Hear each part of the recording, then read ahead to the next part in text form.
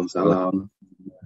Selamat pagi Bapak dan Ibu sekalian. Selamat datang pada acara seminar dan webinar sosialisasi SIMBG dan RKL Rinci yang diadakan oleh Surya Cipta bersama dengan Dinas PUPR, Dinas PM PTSP, dan Greenfield Environment Solution.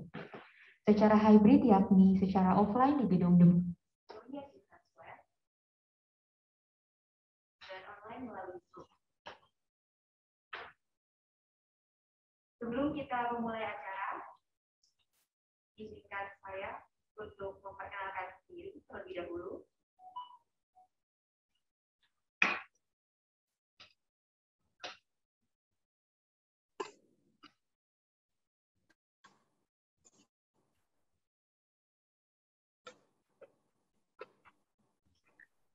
Baik, sebelum kita memulai acara, izinkan saya untuk memperkenalkan terlebih dahulu pembicara kita pada acara pagi hari ini.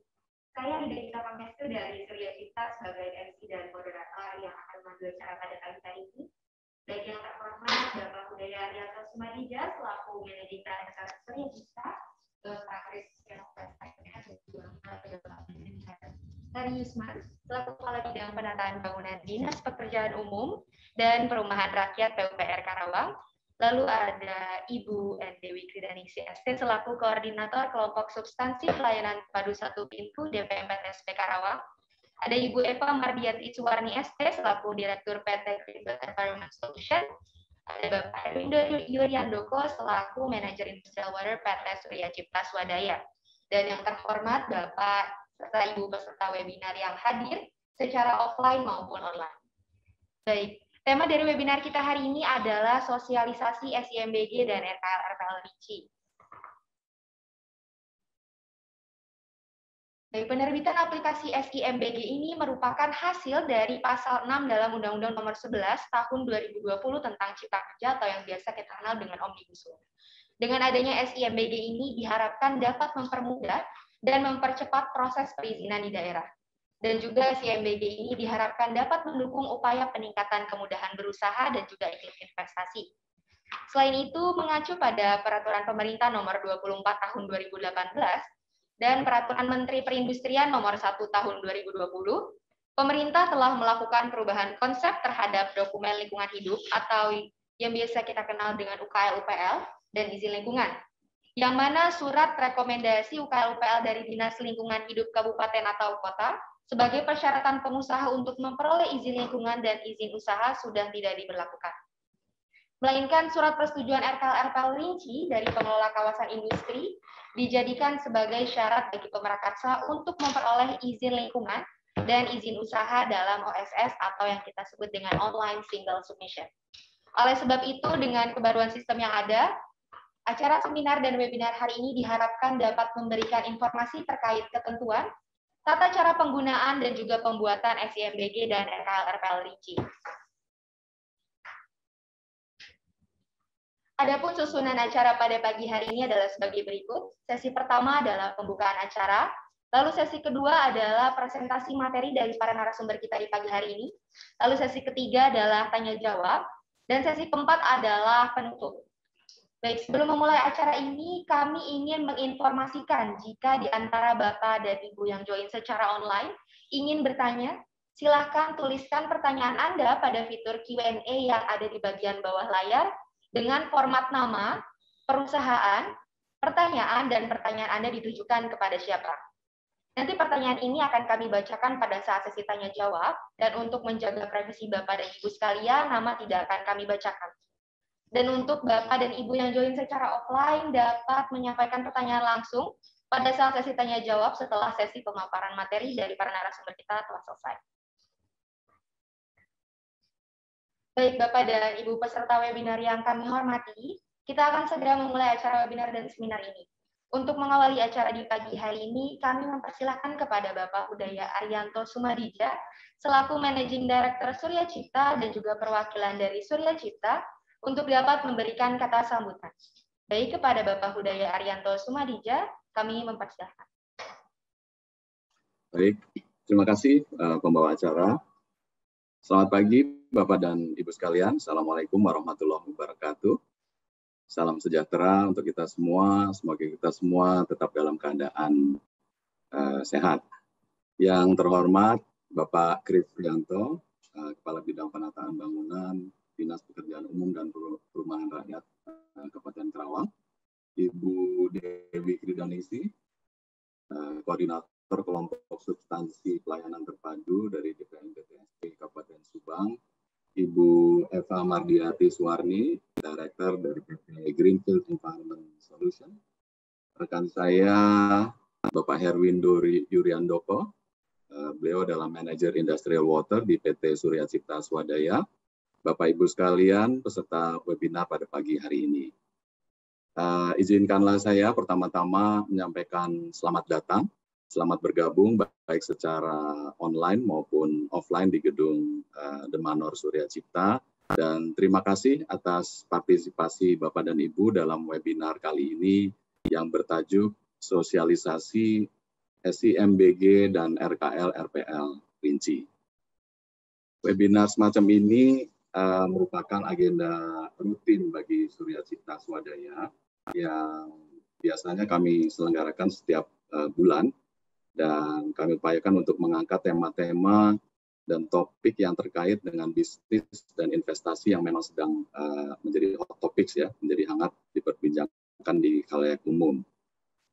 Dua di antaranya akan kita ulas pada pagi hari ini, dan saya rasa Bapak dan Ibu juga sudah sering mendengar sebagai turunan dari Undang-Undang Cipta Kerja, misalnya di bidang bangunan gedung, adanya aturan yang mengubah IMB menjadi TBG. Kita ingin mendengar lebih lanjut seperti apa perubahan peraturan perundangan tersebut.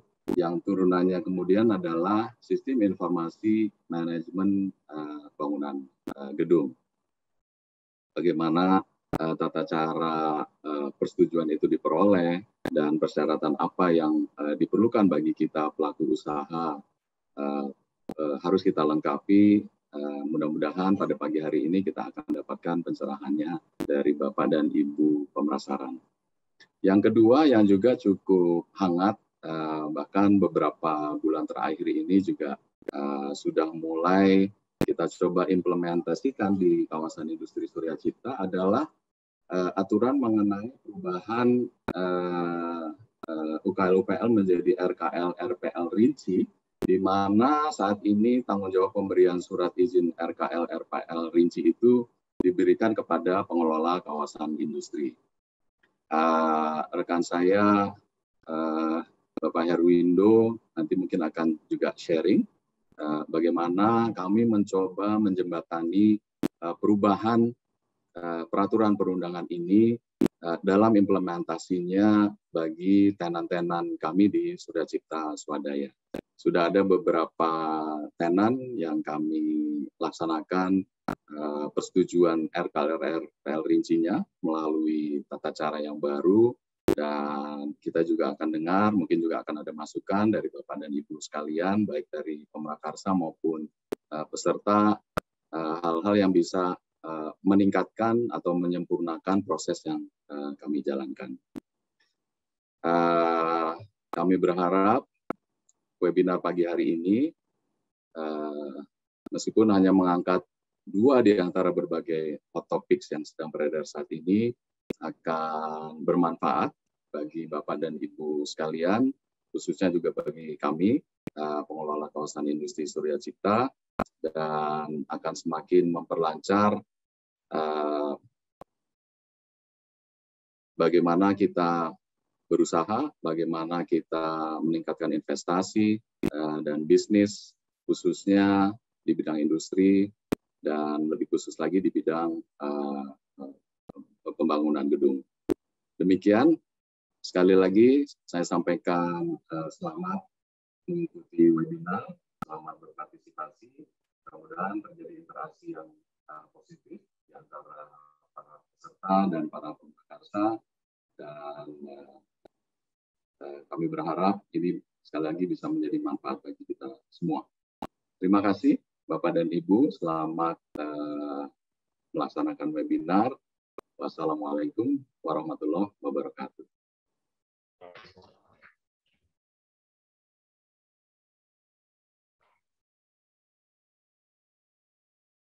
Terima kasih kepada Bapak Uday Haryanto Sumadja atas kesediaannya untuk memberikan kata sambutan pada pagi hari ini.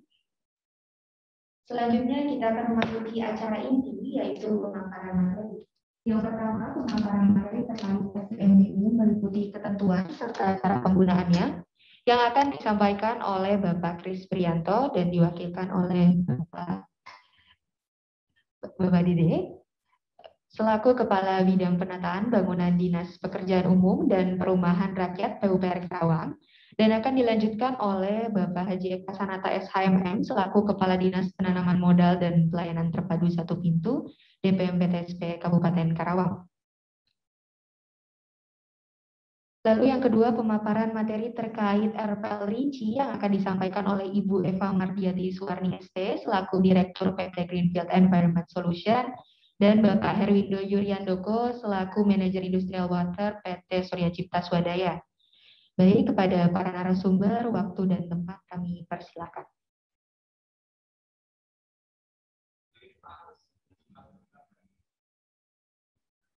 Bismillahirrahmanirrahim. Assalamualaikum warahmatullahi wabarakatuh.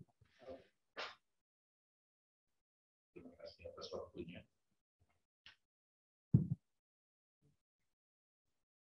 Tes. Ya, baik.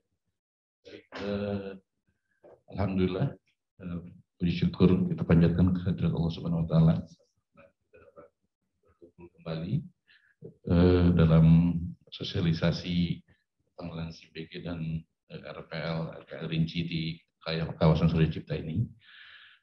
Mohon maaf, mungkin Pak Kris sebagai Kepala Bidang Penataan Bangunan Dinas PUPR masih sedang dalam perjalanan, sehingga saat ini mungkin akan kami wakili dulu untuk menyampaikan materi presentasi terkait hal tersebut. Kita mulai dengan materi pertama mengenai pengenalan SIMBG, di mana SIMBG sendiri singkatan dari Sistem Informasi Manajemen Bangunan Gedung, di mana dalam materi ini kami akan sampaikan SIMBG ini dalam tiga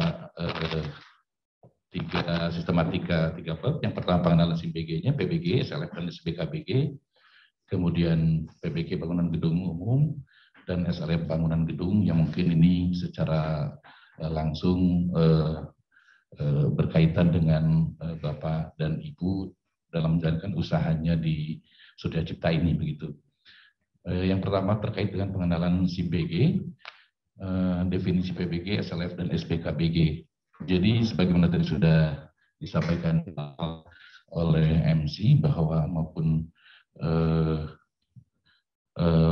yang pertama tentu kita sampaikan bahwa PBG ini adalah istilah baru mungkin ya, yang mungkin sudah pada tahu semua juga, merupakan pengganti dari IMB atau Izin Mendirikan Bangunan yang dulu pada Undang-Undang 28 tahun 2002, Undang-Undang tentang Bangunan Gedung, itu istilahnya mulai diperkenalkan lebih jelas.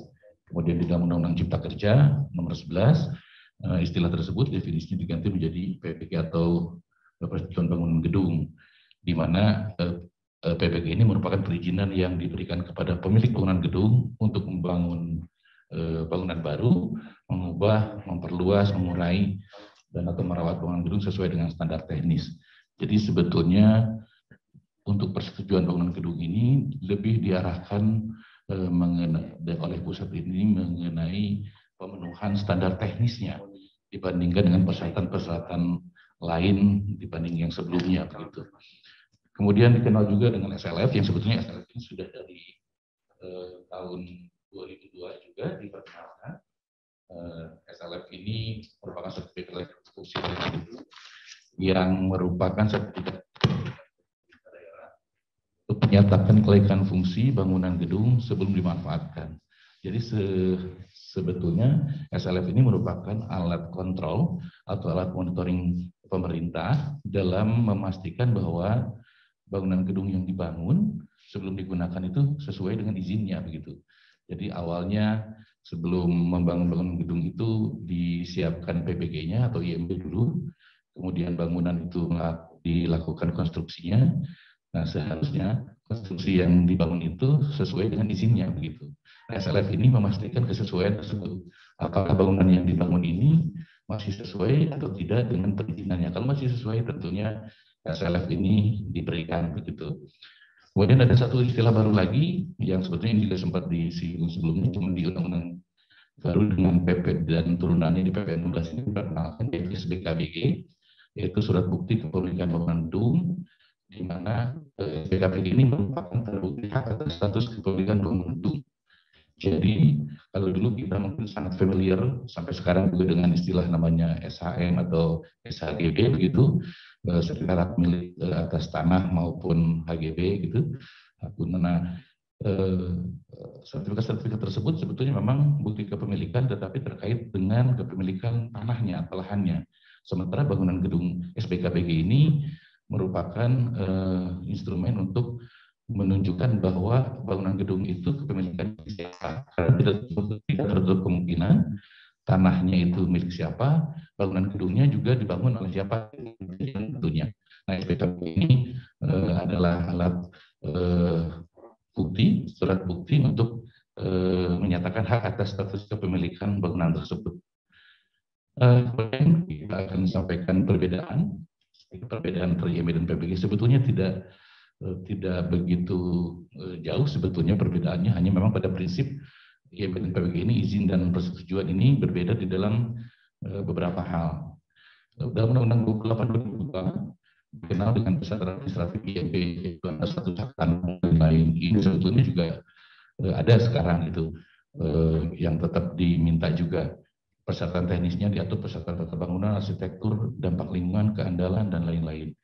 Nah, persyaratan ini dirubah menjadi standar teknis karena persyaratan ini kadang-kadang bisa berbeda-beda di antara satu daerah dengan daerah lain, Pak. Gitu. Jadi mungkin Bapak Ibu punya mau mendirikan satu pabrik atau gudang di kota A, gitu persyaratan teknis IMB ini A, B, C, D. Tapi ketika mencoba untuk membangun di kota B, bisa jadi persyaratannya berbeda.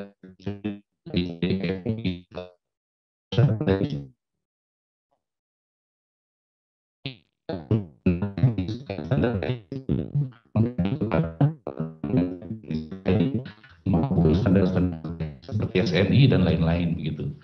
Nah, standar-standar ini tentunya mengacu dengan terkait dengan standar perencanaan, pelaksanaan, pengawasannya, pemanfaatan dan lain-lain yang memang secara nasional perizinan ini, persyaratan teknis ini akan sama baik dari Sabang sampai ke Merauke begitu, dari seluruh kota kabupaten. Jadi memang tujuan utama adalah menyamakan, menstandarkan aturan-aturan teknis terkait dengan bangunan gedung dari seluruh kabupaten kota di Indonesia begitu. Terkait dengan penyelenggaraan PBG sendiri, pada prinsipnya memang PBG ini tentunya dimohonkan kepada pemerintah pusat atau pemerintah daerah tergantung dari bangunan gedungnya. Sebagai besar tentunya ke pemerintah daerah. Namun untuk bangunan-bangunan tertentu dengan bangunan-bangunan fungsi khusus itu diajukan ke pemerintah pusat begitu, yang memang diusulkan melalui sistem elektronik yang wajib BG tadi, yang memang penyelenggaraan ini dilakukan oleh pemerintah pusat atau Kementerian PUPR dalam hal ini begitu. Jadi pemerintah daerah ini dalam hal ini hanya sebagai operator yang melaksanakan prosesnya, proses dari pemerintah daerah di dinas teknis, di PTSP maupun di dinas PUPR kalau di Karawang gitu, yang memang dengan sistem ini yang tadi diharapkan tetap sama, bisa diakses di mana saja begitu. Di pasal 326 penyelenggaraan ini juga jelas disampaikan bahwa penyelenggaraan bangunan ini diselenggarakan di pemerintah pusat, pemerintah daerah tadi. Kemudian berikutnya terkait dengan SIM-BG. Mungkin saya agak cepat sedikit kan waktu cuma 20 menit ya Bu. Kita nanti akan sampaikan beberapa pengenalan SIM-BG, fenomena dan lain-lainnya. Kemudian SIM-BG ini tentunya tadi dibentuk untuk meningkatkan pelayanan perizinan bangunan gedung dengan pendekatan daring online gitu, sehingga bisa diakses di seluruh tempat tanpa harus menginstal aplikasi karena berbasiskan web dan lain-lain, sehingga diharapkan SIM-BG ini dapat mewujudkan standarisasi penyelenggaraan bangunan gedung secara nasional gitu.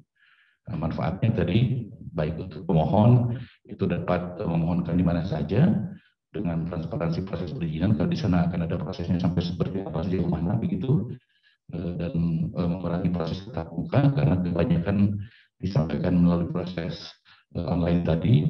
Di beberapa kali mungkin akan dilakukan proses konsultasi dengan TPA karena memang terkait dengan hal-hal teknis perlu adanya klarifikasi terkait penggunaan tersebut. Gitu. Jadi ada beberapa kali yang mungkin dilakukan proses secara langsung atau tatap muka. Kemudian dari sisi masyarakat dapat menyimpan data TPA dan TPD. TPA ini adalah tim profesi ahli yang akan membantu pemerintah daerah dalam melakukan pemeriksaan terhadap persyaratan standar teknis yang diajukan kepada pemerintah daerah begitu.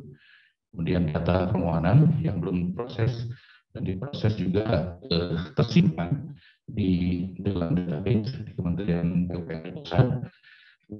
Kemudian juga dokumen yang sudah ada itu tidak akan pernah dihapus gitu, tidak akan selalu ada. Jadi recordnya dari awal sampai akhir akan selalu ada. Ini mengurangi juga potensi hilangnya arsip data-data yang mungkin pada saat ini pengarsipan jadi masih kurang. Mungkin kalau kita mengajukan IMB dulu tahun 90 atau tahun 95, ketika kita butuh data-data teknisnya mungkin seringkali kita sudah hilang gitu. Nah di SIMBG ini seluruh data-data itu masih tersimpan dengan baik begitu. Tentu untuk Pemda proses ini dapat dilakukan di mana saja dan disampaikan persetujuan bisa secara proses secara digital, kemudian menghitung retribusi juga secara otomatis sehingga akan mempermudah pengawasan perizinan dan pelayanan perizinannya terdata dengan baik. Pelayanan SIMBG sendiri terdapat beberapa hal gitu, mulai PPG, kemudian MF, SPKPG, RTB dan pendataan. Jadi tadi di SIMBG pelayanan gedung, PBG, Selatan, SLF, SBKPG, ini adalah 3 hal yang sekarang sudah efektif berjalan. Kemudian nanti ada lagi RTP, pembongkaran bangunan gedung, di mana itu akan melakukan pembongkaran mengganti bangunan menjadi baru. Pada saat ini kita perlu adanya RTP, dilakukan ibu berjalan dengan baik dan tidak akan dalam artian secara keselamatan itu sudah terjaga, sudah mengurangi potensi-potensi kecelakaan dan lain-lain. Tentunya terkait dengan bangunan gedung sebagai hasil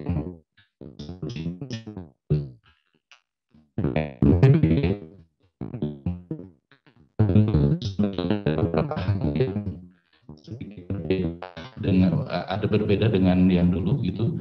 Kalau dulu di IMB itu proses Bapak Ibu menyiapkan persyaratan-persyaratan teknis tadi, gambar-gambar teknis perhitungan dan lain-lain, kemudian diajukan ke pihak PTSP, nanti PTSP akan meneruskan ke Dinas PUPR untuk diproses lebih lanjut. Di sana akan ada beberapa kali proses sidang dan lain-lain sampai disetujui, kemudian retribusinya dilakukan gitu. Kalau di sini sebetulnya prosesnya untuk sidang tadi diganti dengan yang namanya konsultasi. Kalau dulu sebetulnya di seluruh Indonesia itu ada namanya sidang dengan TPA atau TABG dulu namanya. Jadi gambar kita itu kayak diuji gitu oleh para TABG, kalau salah harus begini segala macam lah. Nah sekarang pada konsultasi gitu. Jadi ketika datang kemudian diperiksa, dikonsultasikan, diarahkan kalau ada yang kurang bagaimana solusinya begitu. Nah proses untuk konsultasi ini memang memakan waktu di sistem ini maksimal 27 hari kerja dengan maksimal 5 kali tatap muka gitu. Jadi dengan 5 kali tatap muka itu sudah selesai untuk penanganan gedung kepentingan umum ini. Kemudian nanti otomatis kalau sudah oke akan terbit perhitungan retribusinya. Ketika Bapak Ibu membayar retribusi, tentu 1 hari berikutnya itu seharusnya sudah bisa terbit PPG-nya begitu. Kemudian fase berikutnya yang di sebelah kanan itu adalah konstruksi, dan di bagian akhirnya nanti tentunya pada saat ini konstruksi ini ada di PP ini ada namanya penilik bangunan gedung. Penilik ini ada rekan-rekan dari Dinas Bangunan yang bertugas untuk melakukan supervisi ke proyek Bapak Ibu untuk memastikan bahwa Bapak Ibu itu membangun sesuai dengan izin tadi. Jadi tidak setelah akhir kemudian ada masalah, akhirnya salah tidak terbit gitu.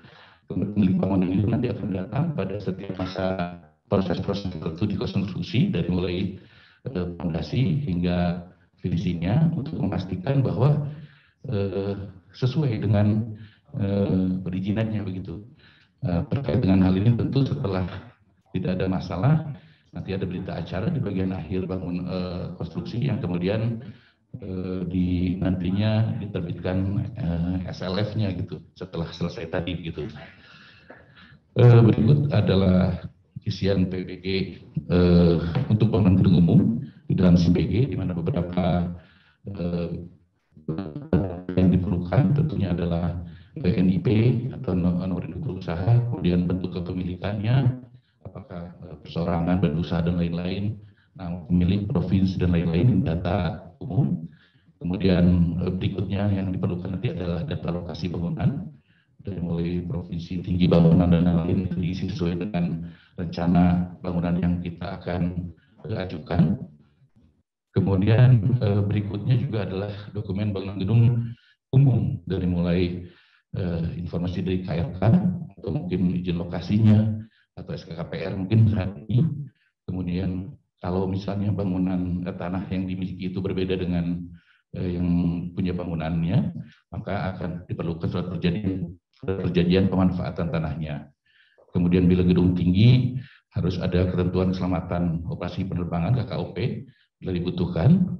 Kemudian SIPPT, kemudian ada juga dokumen-dokumen lain terkait dengan lingkungan maupun lalu lintas seperti AMDAL atau UPL UKL atau AMDALALIN. Ini juga tetap disyaratkan. Kemudian data dari penyedia jasa konstruksi, karena data penyedia konstruksi sekarang itu harus berupa badan usaha, bisa juga perorangan, tetapi memiliki sertifikasi keahlian, gitu, memiliki SKA.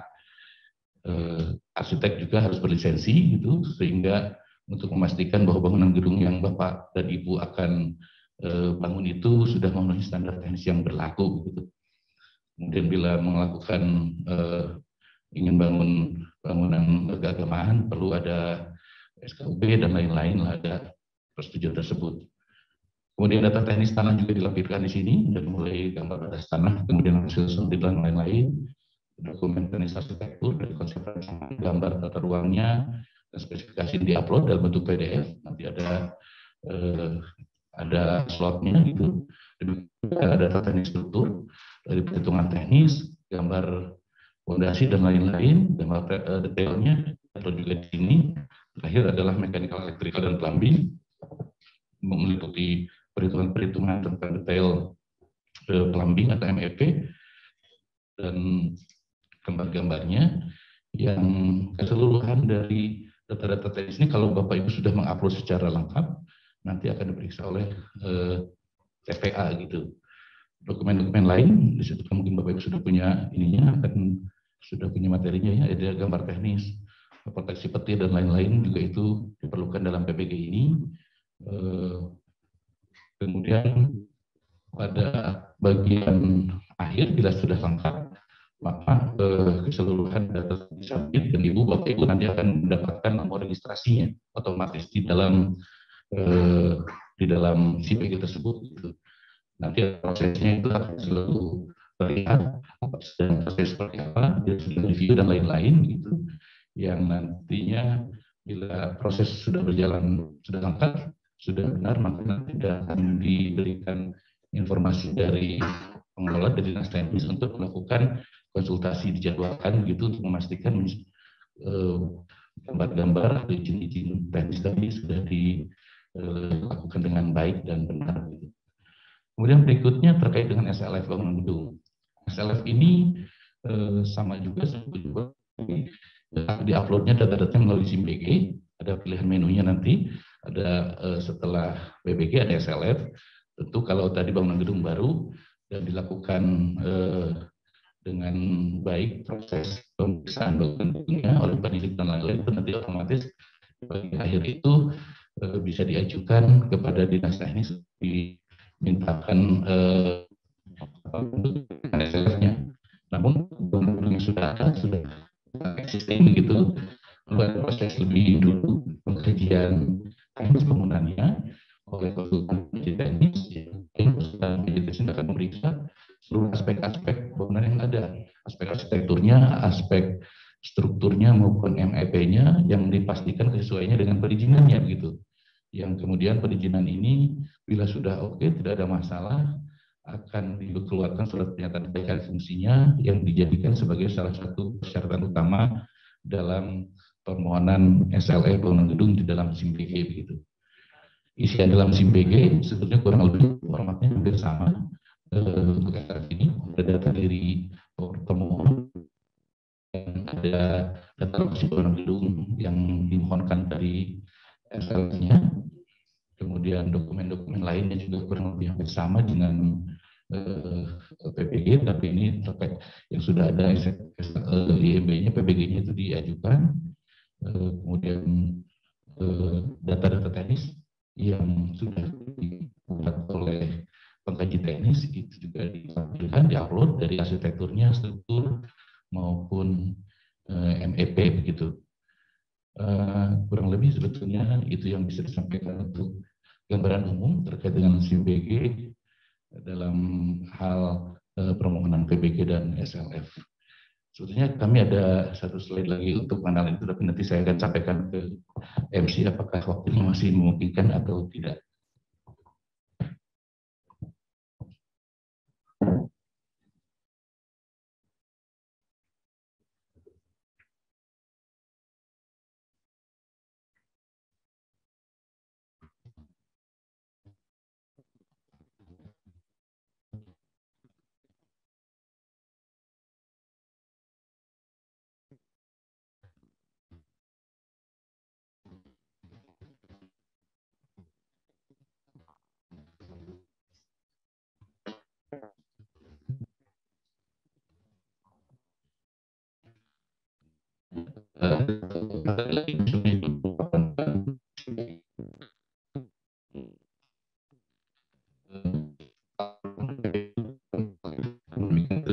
Materinya sudah dalam bentuk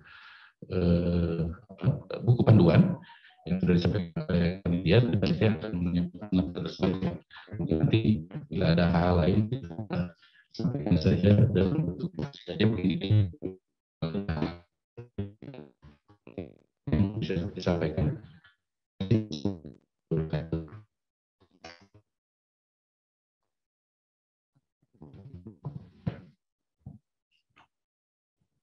Terima kasih atas kesempatan pembicaranya. Mungkin saya baru pertama kalinya sebagai narasumber untuk kaitan dengan PBG ini. Ya, perkenalkan nama saya sebagai koordinator konsultasi pelayanan terpadu satu pintu Karawang di DPMPTSW Kabupaten. Seperti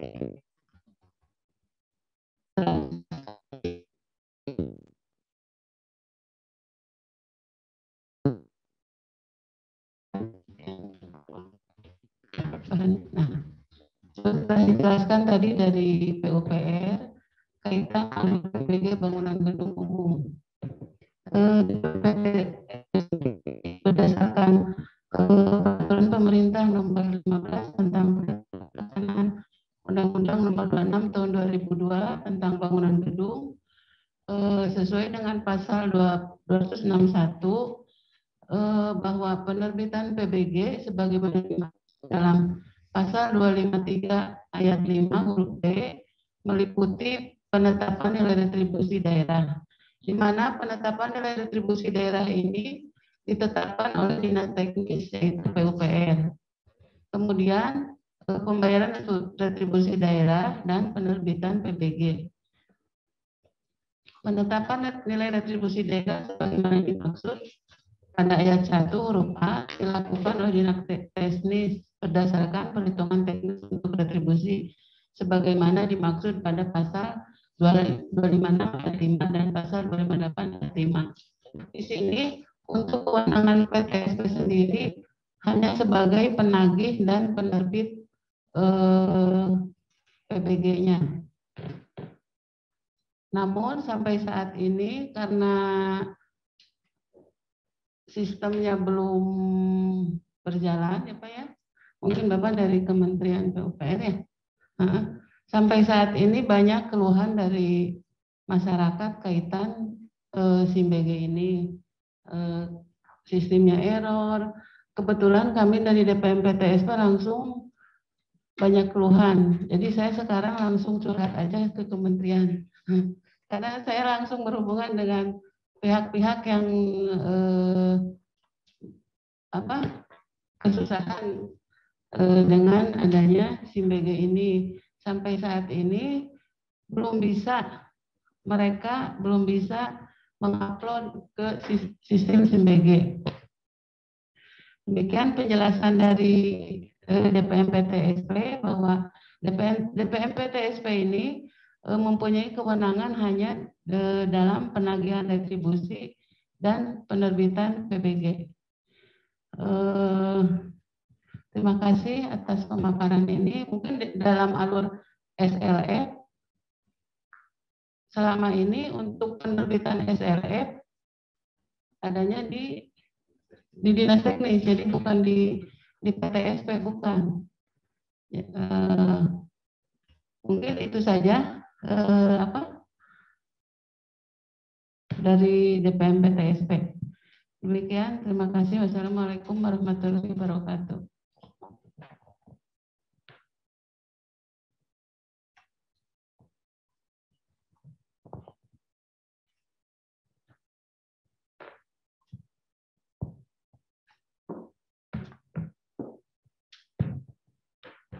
Langsung ya.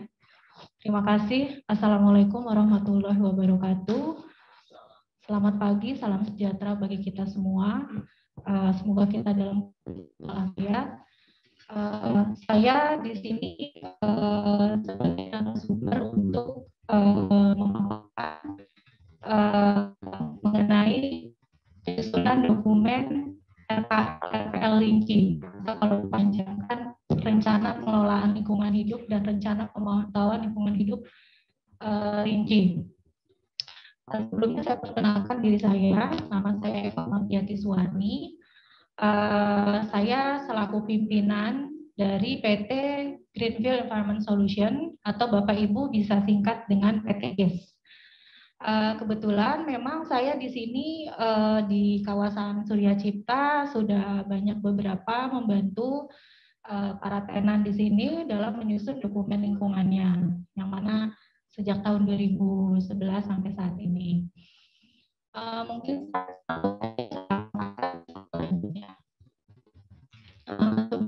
saya paparkan dasar hukum dari penyusunan RKL Rinci, yang mana sebetulnya ini bukan baru ada di era Undang-Undang Cipta Kerja, tapi sebetulnya sudah ada sejak masih era Peraturan Pemerintah Nomor 12 Tahun 2012 tentang izin lingkungan, yang mana di sana waktu itu masih mengacu ke Undang-Undang Nomor 32 Tahun 2009 tentang lingkungan hidup.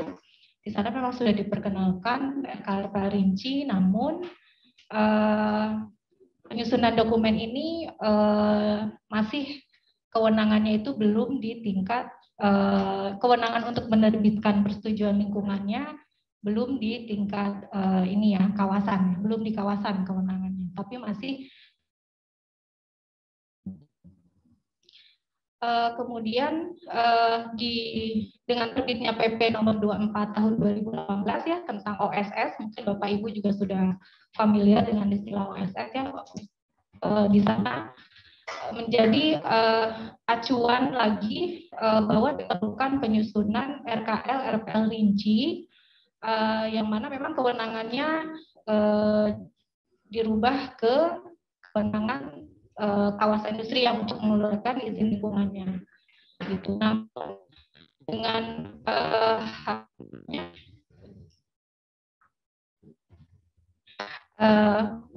saya lanjutkan. Namun dengan adanya Undang-Undang Cipta Kerja diperkuat lagi bahwa RKL Rinci ini mana kewenangannya adalah di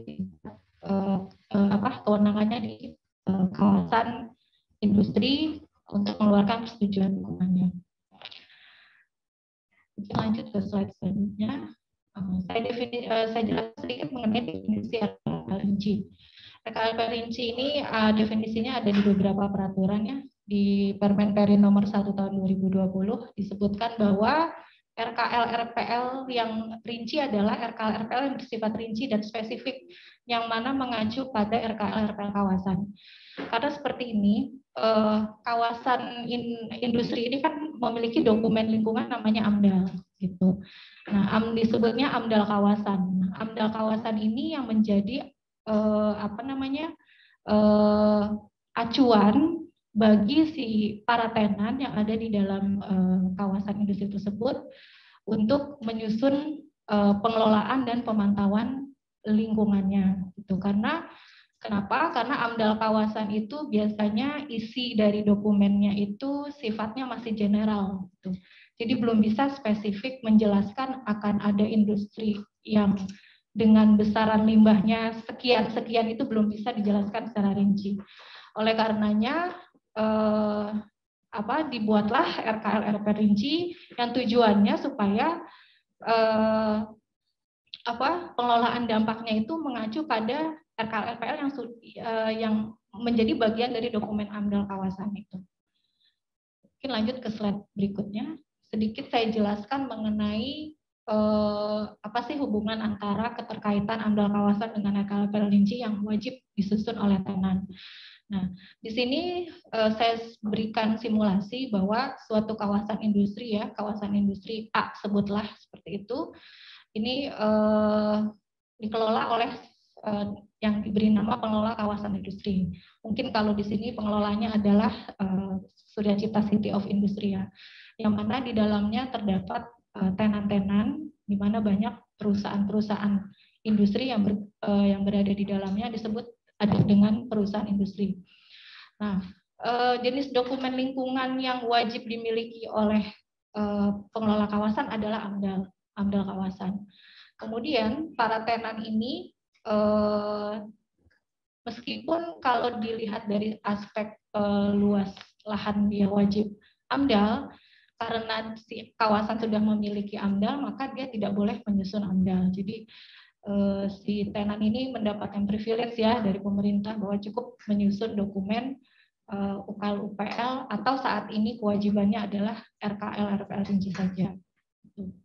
Nah, seperti yang sebelumnya saya sebutkan bahwa di dalam AMDAL kawasan biasanya memang belum bisa spesifik menjelaskan besaran-besaran dampak yang akan dihasilkan. Jadi biasanya di dalam AMDAL kawasan itu hanya menjelaskan bahwa di dalam kawasan ini akan ada industri misalkan dengan tipikal manufaktur atau otomotif atau industri makanan.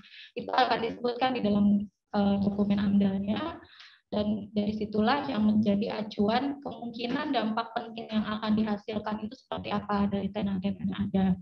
Namun memang dari sisi besaran dampaknya itu yang belum bisa spesifik dijelaskan di dalam dokumen AMDAL. Oleh karena itulah tenan-tenan ini diminta untuk membuat dokumen RKL-RPL merincikan lagi isi dari RKL-RPL yang sudah dimiliki oleh kawasan. Gitu. Untuk penyusunan RKL-RPL rinci ini mengacu pada Permen Perindustrian nomor 1 tahun 2020. Nah, di sanalah Bapak Ibu kalau ingin menyusun dokumen lingkungan seperti apa susunannya, outline-nya itu Bapak Ibu bisa lihat di dalam permen ini. Isi dari permen ini adalah pertama penyusunan dan permohonan persetujuan RKL-RPL rinci. Kemudian bagaimana proses pemeriksaan dan persetujuan RKL-RPL rinci. bagaimana proses pembiayaannya, dan pembinaan, pemantauan, dan pengawasan pelaksanaan RKLRINC-nya. Di slide berikutnya saya jelaskan satu persatu. Pertama, mengenai penyusunan dan permohonan persetujuan RKLRINC. Di dalam permen ini dijelaskan seperti apa dokumen yang perlu dibuat, sudah ada garis-garis besarnya atau disebut outline-nya. Jadi Bapak Ibu dalam menyusun dokumen, ikuti saja di situ bahwa harus ada identitas perusahaannya, kemudian siapa penanggung jawab RKLRINC-nya, kemudian mendeskripsikan rencana usaha atau kegiatan yang akan berlangsung. Gitu. Nanti biasanya deskripsi rencana itu dijelaskan berapa sih kapasitas produksinya, kemudian bahan baku dan bahan penolongnya, kemudian alur proses produksinya seperti apa, kemudian menjelaskan berapa alat yang akan digunakan, kemudian limbah yang kemungkinan akan dihasilkan. Di situ Bapak Ibu harus menjelaskan secara detail. Nah, nanti dari situlah kita bisa mengidentifikasi dampak yang dihasilkan itu seperti apa. Gitu. Nanti kita juga akan membuat semacam matrik ya atau tabel bagaimana cara mengelola dan cara memantaunya. Nah, ketika dokumen ini sudah siap dibuat, kemudian Bapak Ibu silakan untuk melakukan permohonan persetujuan RKLRINC, yang mana format surat permohonannya itu sudah ada di dalam Permen Perin ini. Permohonan ini ditujukan ke kawasan industri di mana Bapak Ibu berada. Mungkin lanjut ke slide berikutnya. Nah, nanti si pihak kawasan punya tim penilai tersendiri, tim pemeriksa, yang mana tim ini akan memeriksa dokumen Bapak Ibu, di mana pemeriksaannya ini ada yang bersifat administratif dan juga bersifat teknis. Nah, apa saja yang dicek itu ada dua. Biasanya dilihat dari kesesuaiannya. Mungkin kalau di dalam kawasan industri kesesuaian tata ruangnya bukan lagi kesesuaian tata ruang secara RT RW kabupaten, kesesuaian tata ruang dari klaim yang ada di kawasan industrinya. Kemudian dilakukan pemeriksaan juga secara teknis. Ketika pemeriksaan secara administratif sudah memenuhi kelengkapannya, maka dilakukan pemeriksaan secara administratif. Pemeriksaan secara substansi teknis, artinya dari isi dokumennya. Gitu. Untuk sebagai guidance pemeriksaan substansi teknis juga di dalam Permen Perin ini disebutkan persyaratan apa saja yang harus ada ketika dokumen lingkungan ini layak dari segi administratif maupun isi. Gitu. Nah, biasanya pemeriksaan substansi teknis ini kalau mengacu kepada Permen Perin ini bisa dilakukan secara mandiri. Artinya bisa dilakukan oleh pihak kawasan industri sendiri tanpa harus ada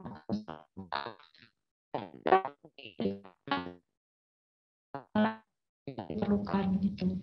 Nah, yang saya tahu kalau di Surya Cipta ini pemeriksaan PNJ sudah berjalan, juga mengundang pihak Dinas Lingkungan Hidup karena memang tidak bisa dipungkiri memang Dinas Lingkungan Hidup selama ini sebagai yang melakukan pemeriksaan teknis ya dan mengeluarkan izin tentunya memiliki pengalaman yang lebih banyak dalam memeriksa sehingga mereka diundang untuk bisa memeriksa kualitas isi dari dokumen RKLRINC ini agar sesuai gitu ya.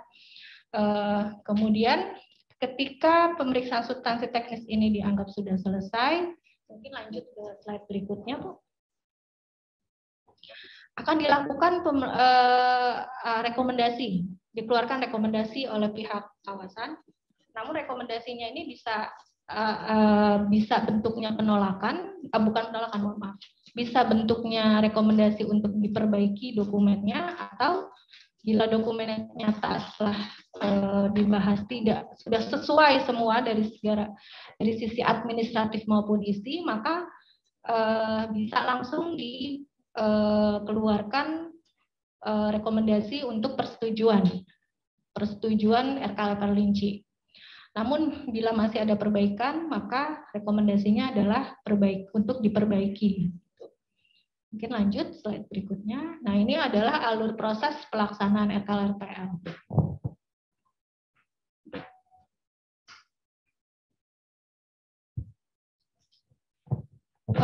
Tadi seperti yang saya sudah jelaskan, Bapak Ibu bisa melihat di sini alur prosesnya, mulai dari sebelah kiri dulu, di mana pemrakarsa dalam hal ini tenan atau perusahaan industri menyusun dokumen RKL-RPL, kemudian melakukan permohonan dengan menggunakan format surat permohonan, surat A1 ya, ada di lampiran Permen Perindak.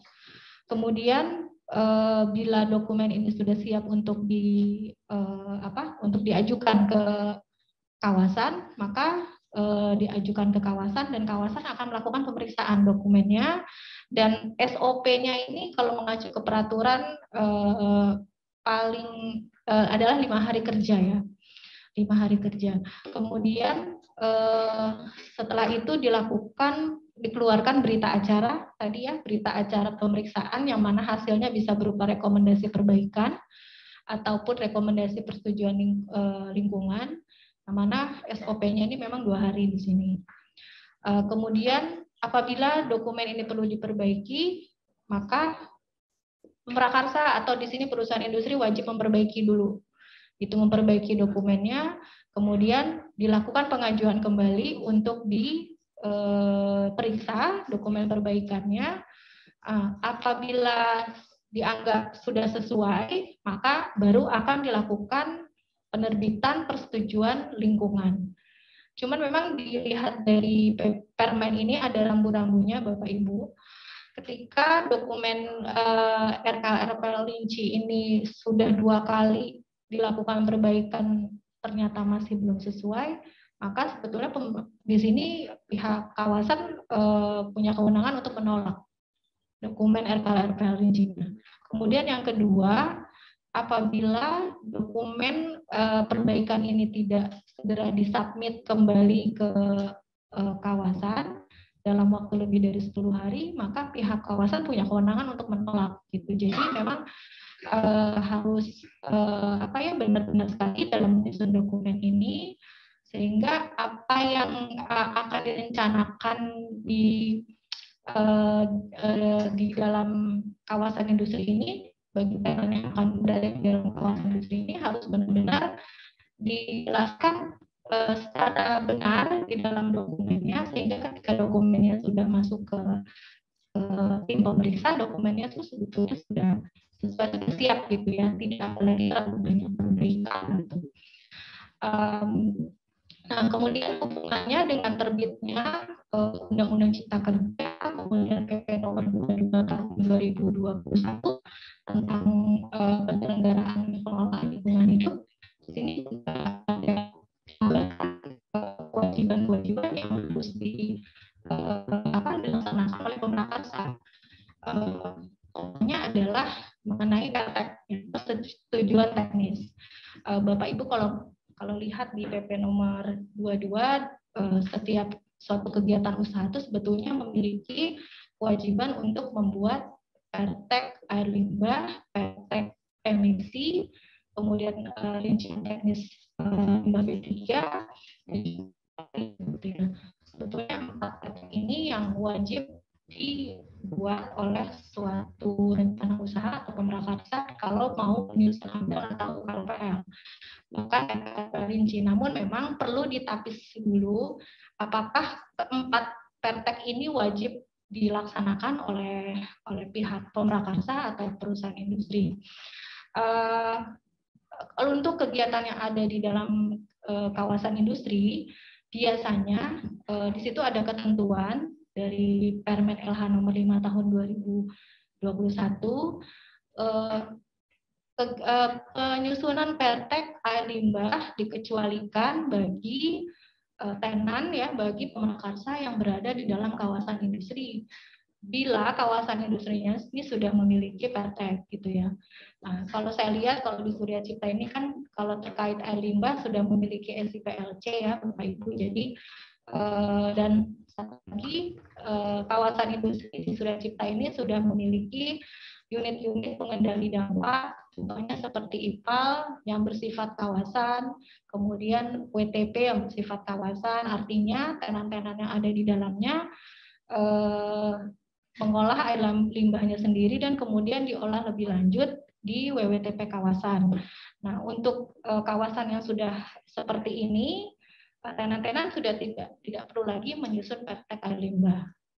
Begitupun untuk pertek Andalalin sebetulnya itu menjadi kewenangannya pihak kawasan gitu ya. Jadi kalau untuk pertek emisi, nah ini yang masih sebetulnya kewajiban yang di kewajibannya itu adalah si pihak tenan untuk membuat pertek emisi. Namun perlu ditapis lagi, tidak serta-merta semua industri wajib menyusun pertek emisi. Karena apabila emisi yang dihasilkan itu kategorinya emisi rendah, maka tidak perlu menyusun pertek emisi. Nah, kemudian kalau untuk di Kerawang ini terkait rincian teknis limbah B3 juga sebetulnya sudah berjalan peraturannya, tinggal mengikuti saja bagaimana proses mendapatkan rincian teknis untuk tenan yang ada di dalam kawasan. Nah, jadi kalau dihitung berapa lama proses penyusunan proses pemeriksaan dokumen RKL Rinci sampai dikeluarkannya persetujuan lingkungan, kalau kita lihat SOP-nya itu bisa diterbitkan 10 sampai 25 hari ya. Itu tergantung dari apakah dia ada perbaikan atau tidak. Kalau misalnya tidak ada perbaikan dari dokumen yang sudah diperiksa itu akan lebih cepat keluar gitu. Seperti itu. Lanjut. Nah, untuk pembiayaan di dalam Permen ini dijelaskan bahwa pembiayaan ini kan artinya biaya untuk proses pengadaan untuk rapat dan sebagainya itu mungkin itu menjadi tanggung jawab perusahaan industri, artinya tanggung jawab tenan yang ada di dalam kawasan. Kemudian untuk pembinaan, pemantauan dan pengawasan pelaksanaan RKL Rinci, jadi Menteri melakukan pembinaan terhadap pelaksanaan RKL dan RKL Rinci, kemudian mendelegasikan kewenangan pembinaannya kepada Dirjen, kemudian pembinaan pelaksanaan RKL meliputi penyusunan norma, standar, prosedur, dan kriteria bimbingan teknis, penyediaan informasi, dan sebagainya. Kemudian ada lagi satu lagi terkait apabila tenan sudah memiliki persetujuan lingkungan yang dikeluarkan oleh pihak kawasan industri, kewajiban selanjutnya adalah membuat dokumen laporan rutin setiap 6 bulan sekali berupa laporan implementasi, pengelolaan, dan pemantauan lingkungan. Bagaimana bentuk laporannya itu di Permen Perin ini juga ada dilampirkan. Jadi Bapak Ibu sebetulnya sudah tidak perlu bingung lagi bagaimana cara menyusunnya, terus bagaimana cara prosesnya, itu semua sudah ada di dalam Permen ini. Gitu. Mungkin demikian pemaparan singkat dari saya. Ya, nanti feedback dari Bapak Ibu mengenai hal-hal apa saja yang ingin ditanyakan terkait RKL Rinci ini. Terima kasih. Assalamualaikum warahmatullahi wabarakatuh.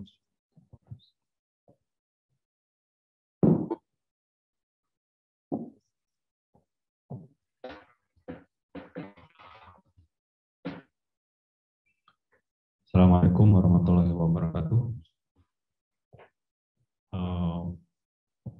Perkenalkan, nama saya Herwindo Yuliandoko. Di sini saya bertugas sebagai Kepala Departemen atau Manajer Industrial Water di PT Surya Cipta Swadaya. Menyambung dari penjelasan Ibu Eka tadi, sebetulnya saya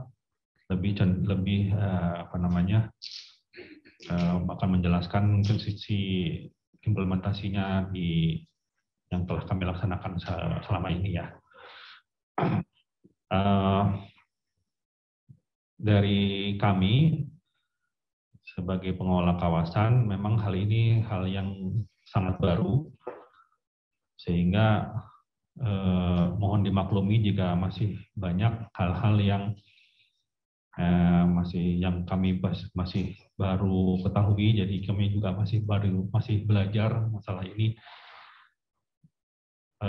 Mungkin kita mulai saja dari alur yang selama ini kami lakukan dalam pemeriksaan dokumen rinci dari tenan yang ada di Suracipta, kawasan industri Suracipta.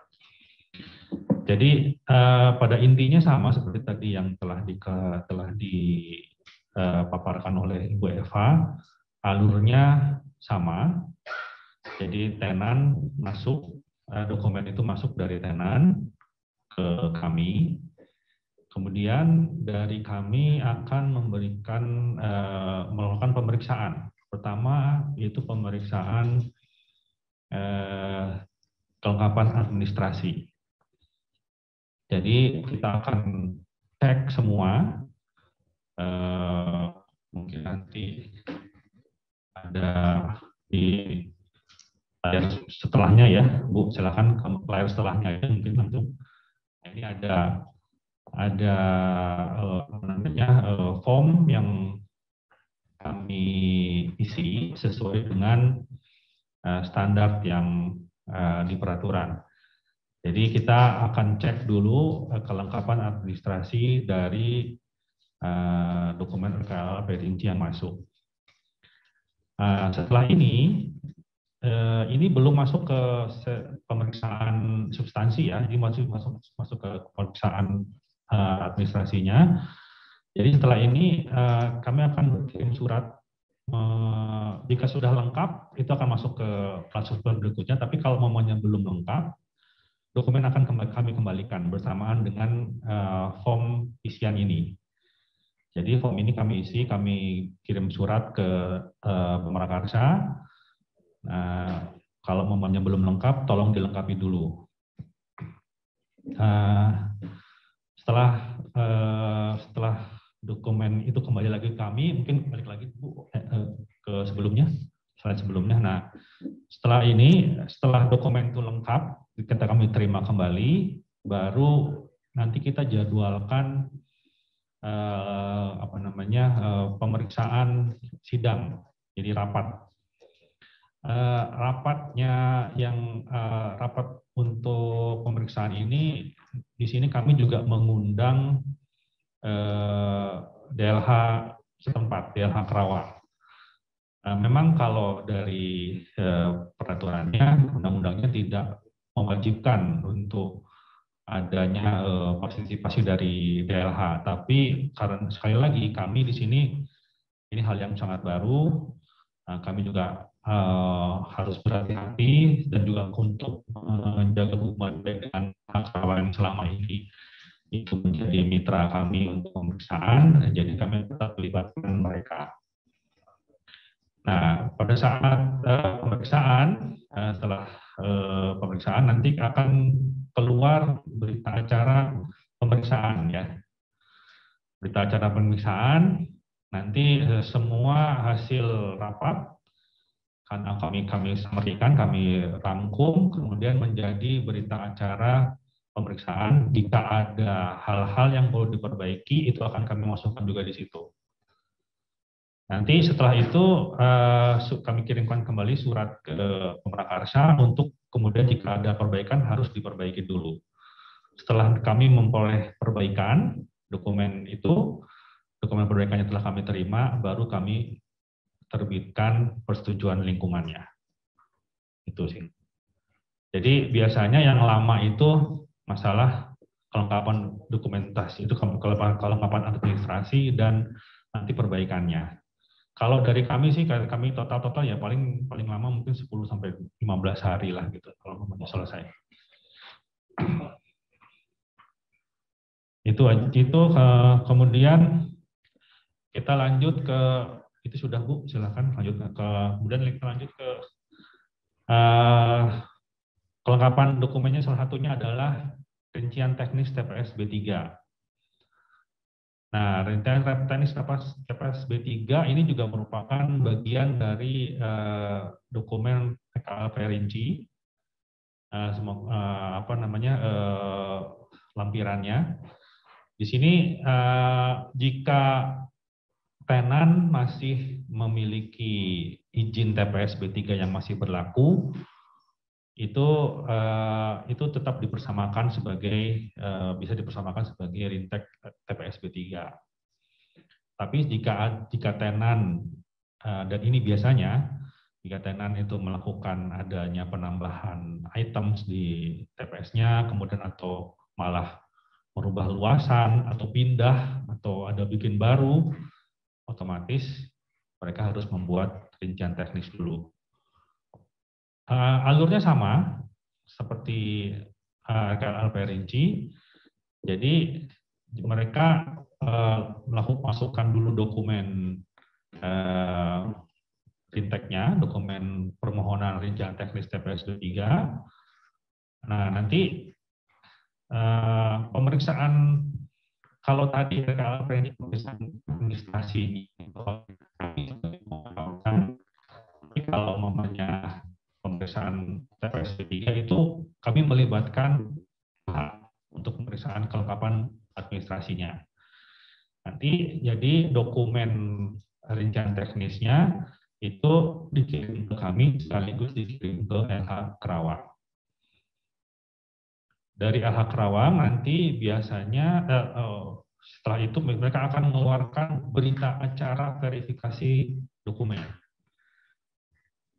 Di situ mereka akan menyatakan bahwa dokumennya sudah lengkap untuk dilanjutkan ke proses berikutnya. Nanti setelah dokumen surat itu kami terima dari LH Kerawang, kami akan jadwalkan kunjungan lapangan. Di kunjungan lapangan, kami bersama-sama LH Kerawang, mereka tetap kami libatkan untuk kunjungan lapangan, akan berkunjung ke tenan yang mengajukan rintek tersebut. Dari hasil kunjungan lapangan, nanti akan ada berita acara kunjungan, mungkin ada perbaikan atau saran yang harus dipenuhi terlebih dahulu oleh tenan. Nanti setelah itu kami akan kirimkan secara resmi berita acaranya. Nanti tenan akan melakukan perbaikan. Setelah ada perbaikan, dokumen tersebut kami terima, nah baru kami keluarkan surat untuk rincian teknis TPS.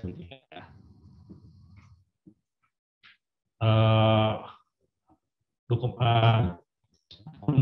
surat permohonannya, silakan. Permohonannya ini sama, ini kami juga ambil dari peraturan. Tolong ini juga ada disebutkan jenis limbahnya apa, secara rinci, kemudian juga nanti hal-hal lain yang terkait dengan limbah B3, termasuk koordinat, kemudian juga berapa banyaknya, karena nanti berapa banyak jumlah dari limbah B3 yang dihasilkan itu akan mempengaruhi masa simpannya, izin masa simpannya.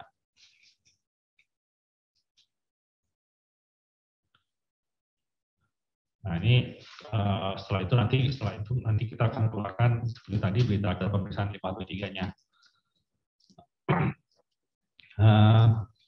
Mungkin itu saja dari kami. Mungkin nanti kalau mau lebih banyak kita diskusi pertanyaan ya.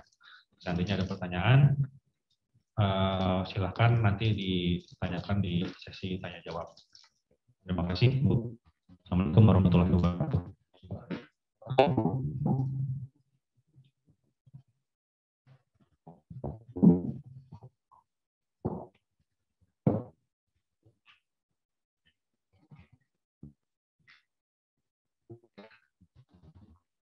Baik, setelah kajian kita dari pemaparan materi dari sumber kita telah selesai, maka selanjutnya kita akan memasuki sesi tanya jawab dengan para narasumber.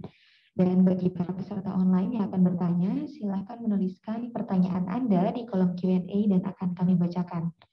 Sedangkan untuk peserta offline dapat menyampaikan langsung pertanyaannya kepada para narasumber kita. Sekali lagi saya ingatkan untuk format Q&A untuk peserta online adalah nama, perusahaan, pertanyaan, dan pertanyaan tersebut ditujukan kepada siapa. Baik Bapak dan Ibu, saat ini sudah ada beberapa pertanyaan dari peserta offline yang sudah masuk. Dan untuk pertanyaannya akan saya baca dan akan saya langsung tanyakan ya kepada para narasumber kita.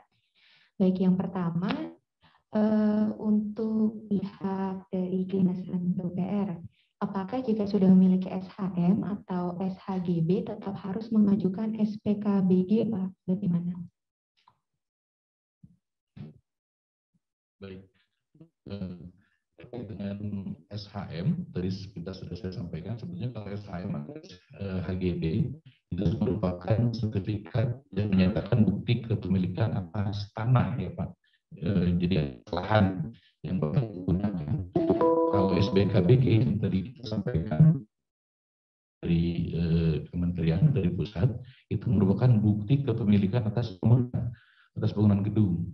Jadi mungkin saja Bapak Ibu membangun gedung itu di atas tanahnya yang lain begitu atau sewa mungkin.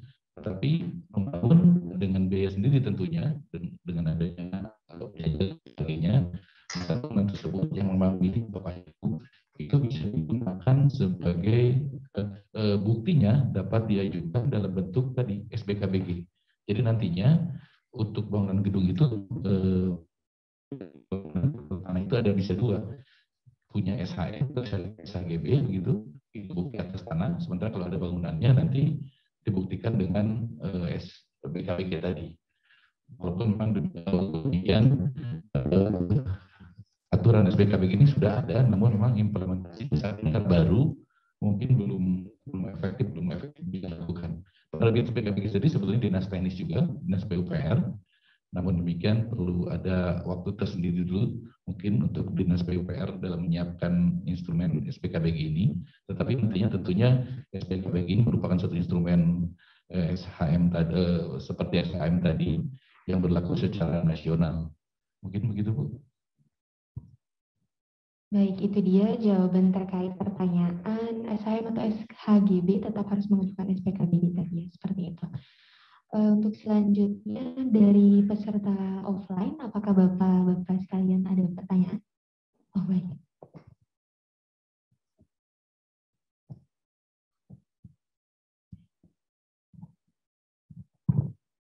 Baik, terima kasih Bu.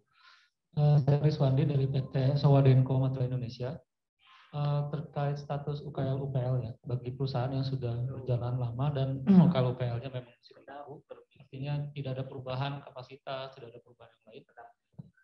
Apakah memang serta-merta harus segera juga menyusun RKL-RPL-nya itu, atau RKL-RPL itu nanti dibuat atau diajukan kalau ada perubahan kapasitas atau yang lain-lainnya? Dan itu saja, terima kasih. Baik, terima kasih Pak atas pertanyaannya. Bisa langsung masuk.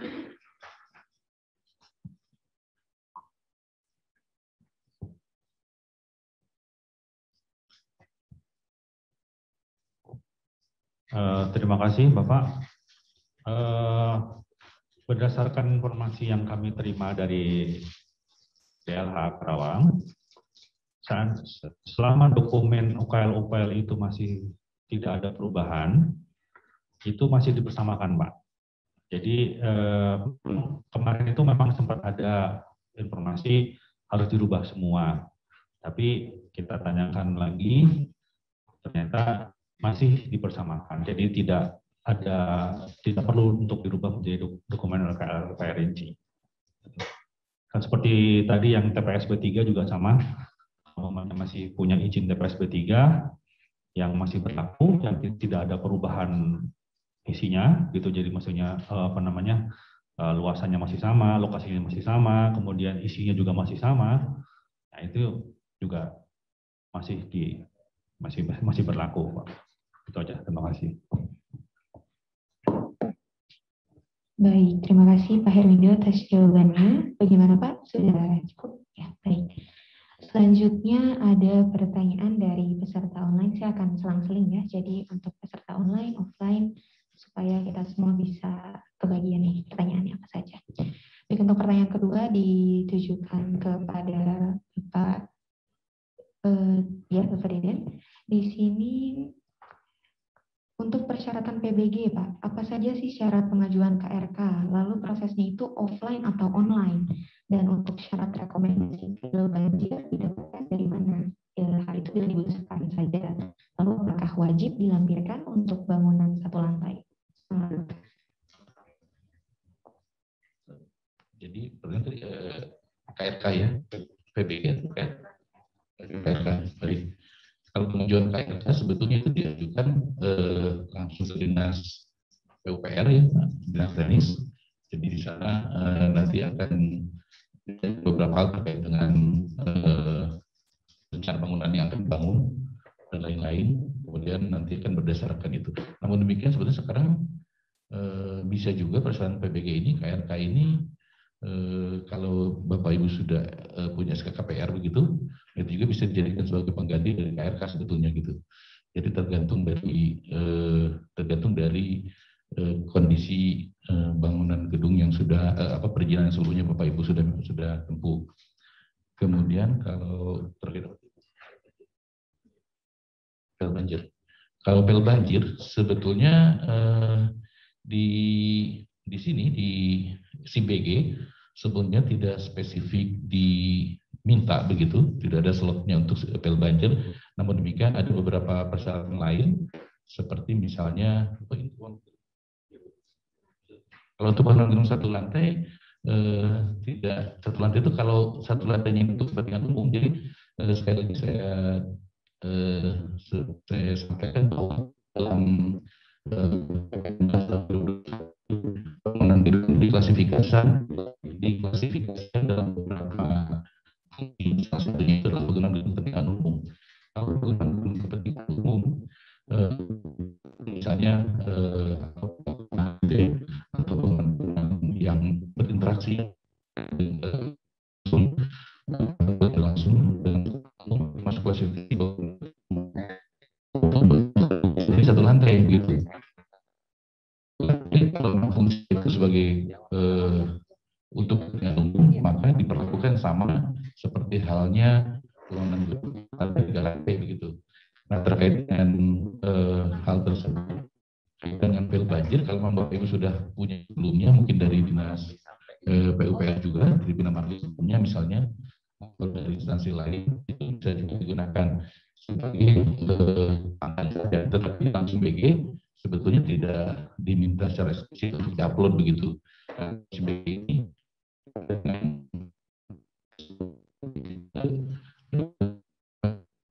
diminta seperti dari undang-undang.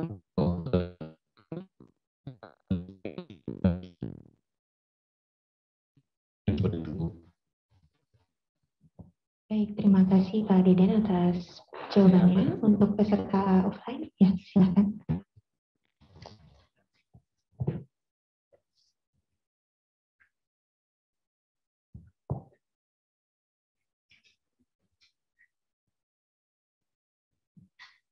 Assalamualaikum warahmatullahi wabarakatuh. Mohon izin saya Riyadi, perwakilan dari AWI. Pertanyaan untuk Bu Eva ya. Terkait kalau tadi terkait rintek, air limbah juga udah. Kalau pertek emisi itu hanya gimana ya? Baik, terima kasih Pak. Untuk persetujuan emisi ke peraturan Permenel nomor 5 tahun 2021 sebetulnya mengacu ke perizinan berusahanya Pak. Sekarang perlu diketahui kegiatan Pak itu perizinan usahanya itu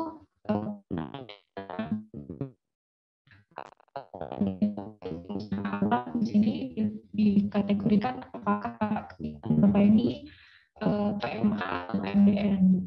Nah, kalau PMA itu memang untuk prakteknya itu ke pusat Pak, emisi KLHK gitu. Tapi mungkin bisa dilakukan konsultasi lagi Pak ke KLHK, apakah bisa seperti itu, memang benar ketentuannya di sana. Dan yang kedua dikonsultasikan juga untuk mengetahui Bapak apakah wajib menyusun praktek emisi atau tidak, kan harus melakukan penapisan dulu Pak. Iya betul. Ya, ditapis dulu apakah kegiatan Bapak menghasilkan emisi tinggi. Di situ ada kategori-kategori industrinya Pak, mengacu ke WWPMU ya, kelas 1. Di situ kan biasanya yang masuk kategori emisi tinggi itu kayak industri pertambangan, pulp and paper, di situ ada Pak. Bila memang kegiatan Bapak mengacu ke masuk ya kategorinya dalam industri yang ada di sana, Bapak silakan mengajukan pertek emisinya. Demikian Pak. Oke, clear. Terima kasih Bu.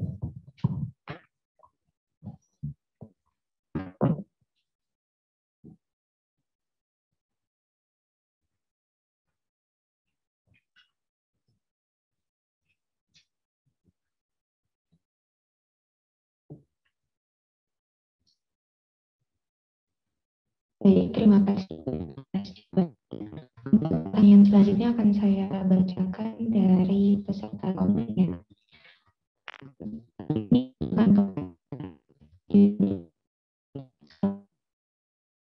jadi bagaimana bisa bikin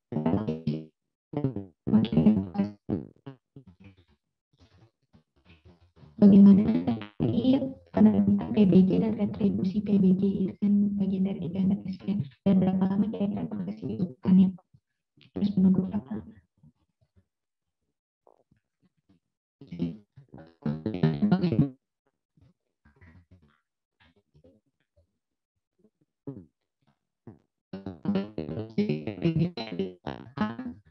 Oleh dinas teknis yaitu PUPR. Kemudian kalau PTSP sendiri di sini diberi kewenangan untuk penagihan. Jadi setelah terbit retribusi dari dinas teknis, mengajukan ke ya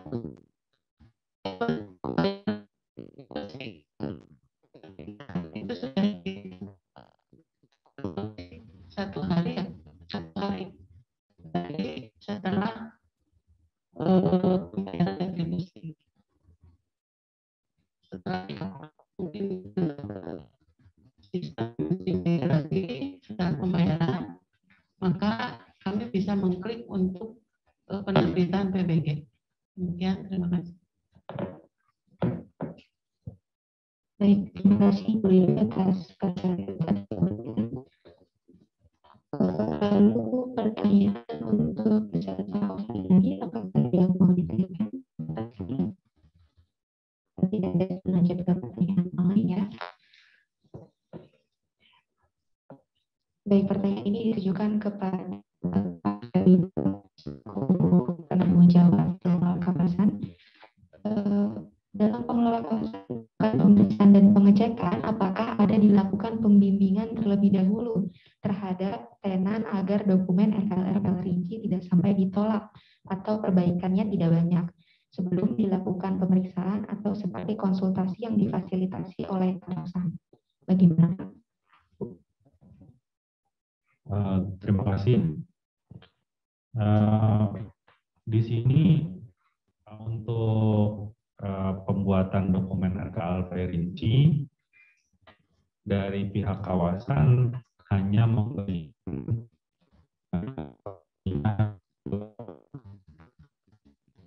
bukan bimbingan ya sebetulnya, informasi saja. Jadi dari pihak kawasan selalu menekankan kepada pemerakarsa atau tenan untuk membuat dokumen itu dengan konsultan lingkungan. Hal ini kenapa? Karena pertama, satu, sumber daya dari kami juga terbatas. Kedua, waktunya juga tidak ada. Nah, makanya kami selalu meminta kepada tenan jika ingin membuat dokumen lingkungan, entah itu perinci atau TPS 3, berhubunganlah dengan konsultan lingkungan. Jadi cukup banyak saya rasa dokumen konsultan lingkungan yang sudah mumpuni, yang sudah biasa melakukan proses-proses ini, dokumen-dokumen ini. Saya rasa itu lebih enak lebih nyaman juga untuk tenan yang bersangkutan, masyarakat yang bersangkutan, dan juga lebih cepat prosesnya. Jadi kami tidak melakukan seperti kayak bimbingan gitu, tidak. Kami hanya melakukan pemeriksaan. Itu saja. Terima kasih.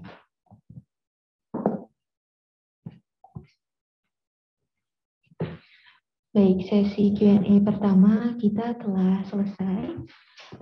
Akan dilanjutkan sesi Q&A kedua untuk 6 pertanyaan. Namun sebelum kita memasuki sesi Q&A yang kedua, akan ada sambutan sedikit dari Kepala Dinas DPM PTSP. Monggo untuk Bapak, silakan Bapak Eka, waktu dan tempat dipersilakan.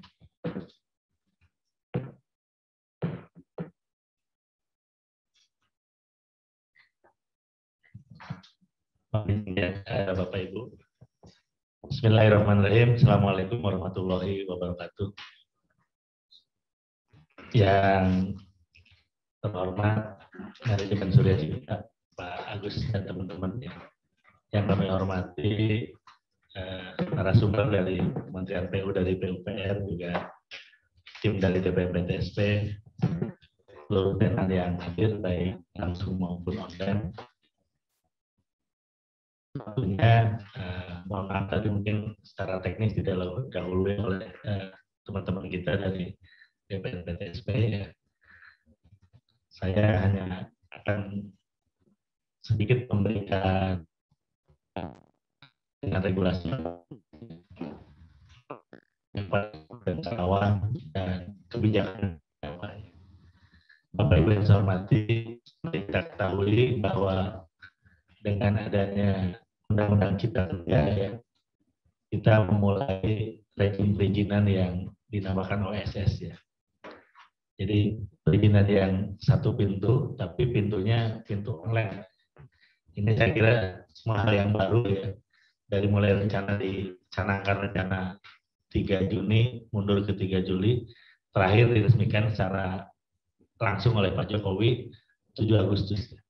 Setelah itu banyak sekali perubahan-perubahan yang mendasari kita terkait perizinan itu.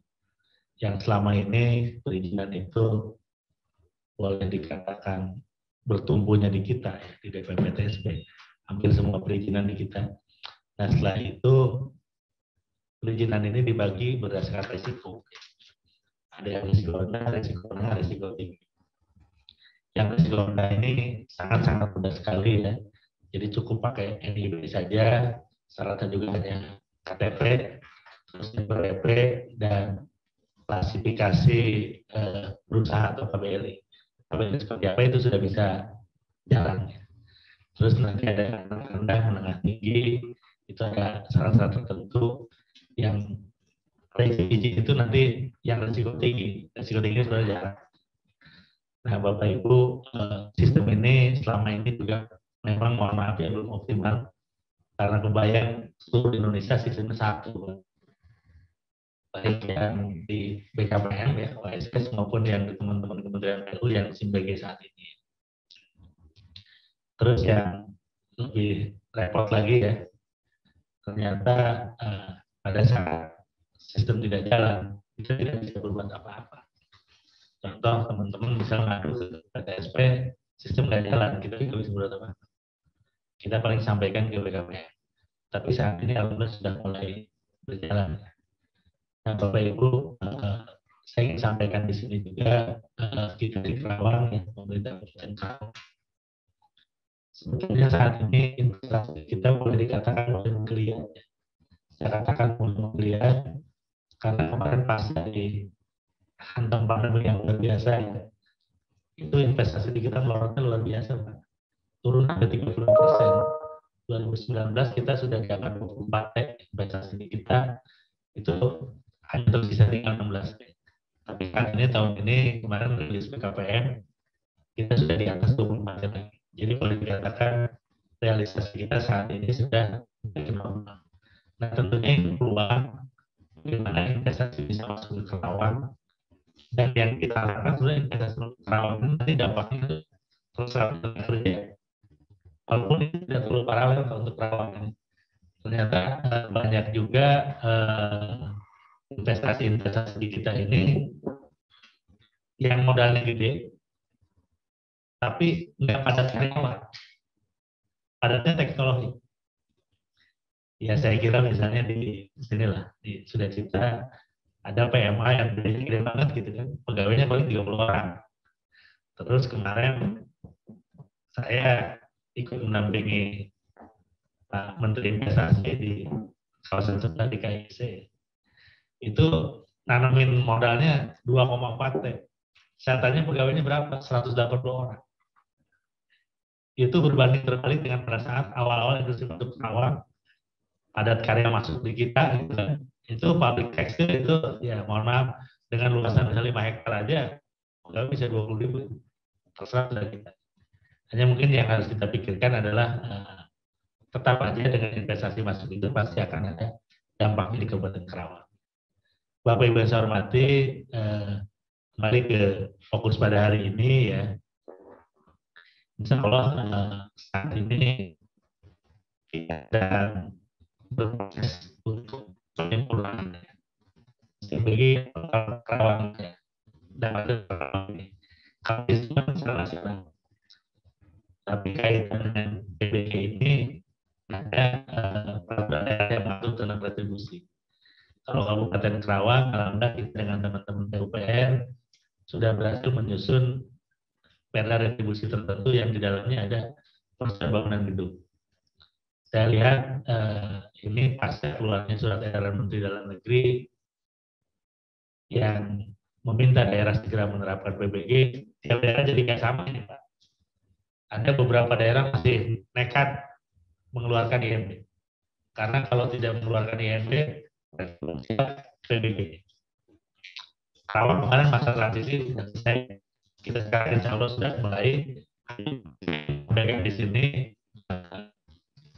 Ya saya akan pemerintah Kabupaten Kerawang tentunya mohon maaf ya, karena ada hal yang di luar kendali kita.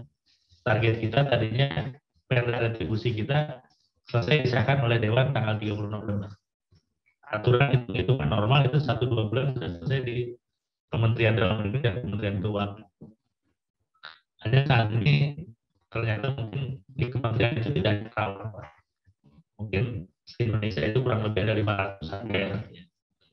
Sampai saat ini progres kita masih berproses di kementerian. Hanya alhamdulillah kalau saya lihat bagi kita sudah bisa diakses ya. Sudah bisa diakses. Hanya mungkin nanti untuk proses penetapan retribusi kita perlu waktu. Dan kita sudah targetkan mudah-mudahan di dalam 1 bulan ini Februari ya, cuma sampai tanggal 28 ya. Kita berharap semua sudah selesai. Jadi kita targetkan mudah-mudahan di bulan Maret semua sudah bisa berjalan normal, dan kita juga berharap mudah-mudahan saja yang kementerian ini Pak, sebagai kita nggak bisa sampai Juli itu. Ya, itu ada aja orang iseng ya, itu iseng masuk ke yang lain gitu ya, nggak bakal dibeli utang isengin pemerintah yang malah nyusahin banyak orang gitu kan. Tapi sekarang kalau sudah mulai normal dan kita berharap mudah-mudahan saja kita saat ini mungkin transisi lah, kita belajar bersama-sama ya. Mudah-mudahan saja di bulan depan kita sudah mulai normal. Terus yang satu lagi juga yang saya sampaikan pada kesempatan ini, di Undang-Undang Cipta Kerja ini yang khususnya terkait dengan bangunan. mungkin hal yang baru ya, saya udah ngobrol dengan teman-teman ya. Katanya sudah selesai dari kementerian. Ternyata di situ Kementerian Keuangan itu salah satu surat rekomendasinya dalam diri itu tadi mensyaratkan perbankan PBG dengan SKRM. Saya kira sebetulnya ya mau tidak mau, suka tidak suka ya, sertifikat layak fungsi ini kan sebenarnya untuk keamanan bersama.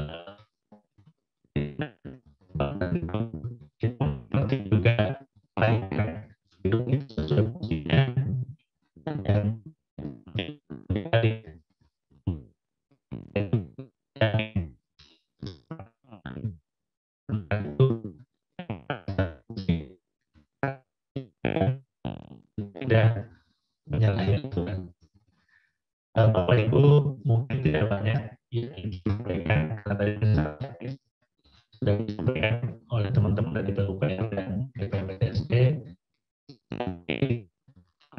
Ini kami ingin sampaikan kepada teman-teman semua usaha lingkup dan kawan, khususnya yang hadir pada hari ini, baik yang hadir di ruangan maupun yang secara daring ya.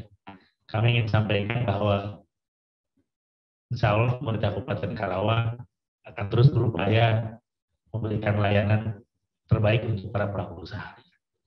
Kenapa demikian? Karena kita sadar betul ya, kalau pelayanan kita baik, otomatis itu akan menjadi apa ya?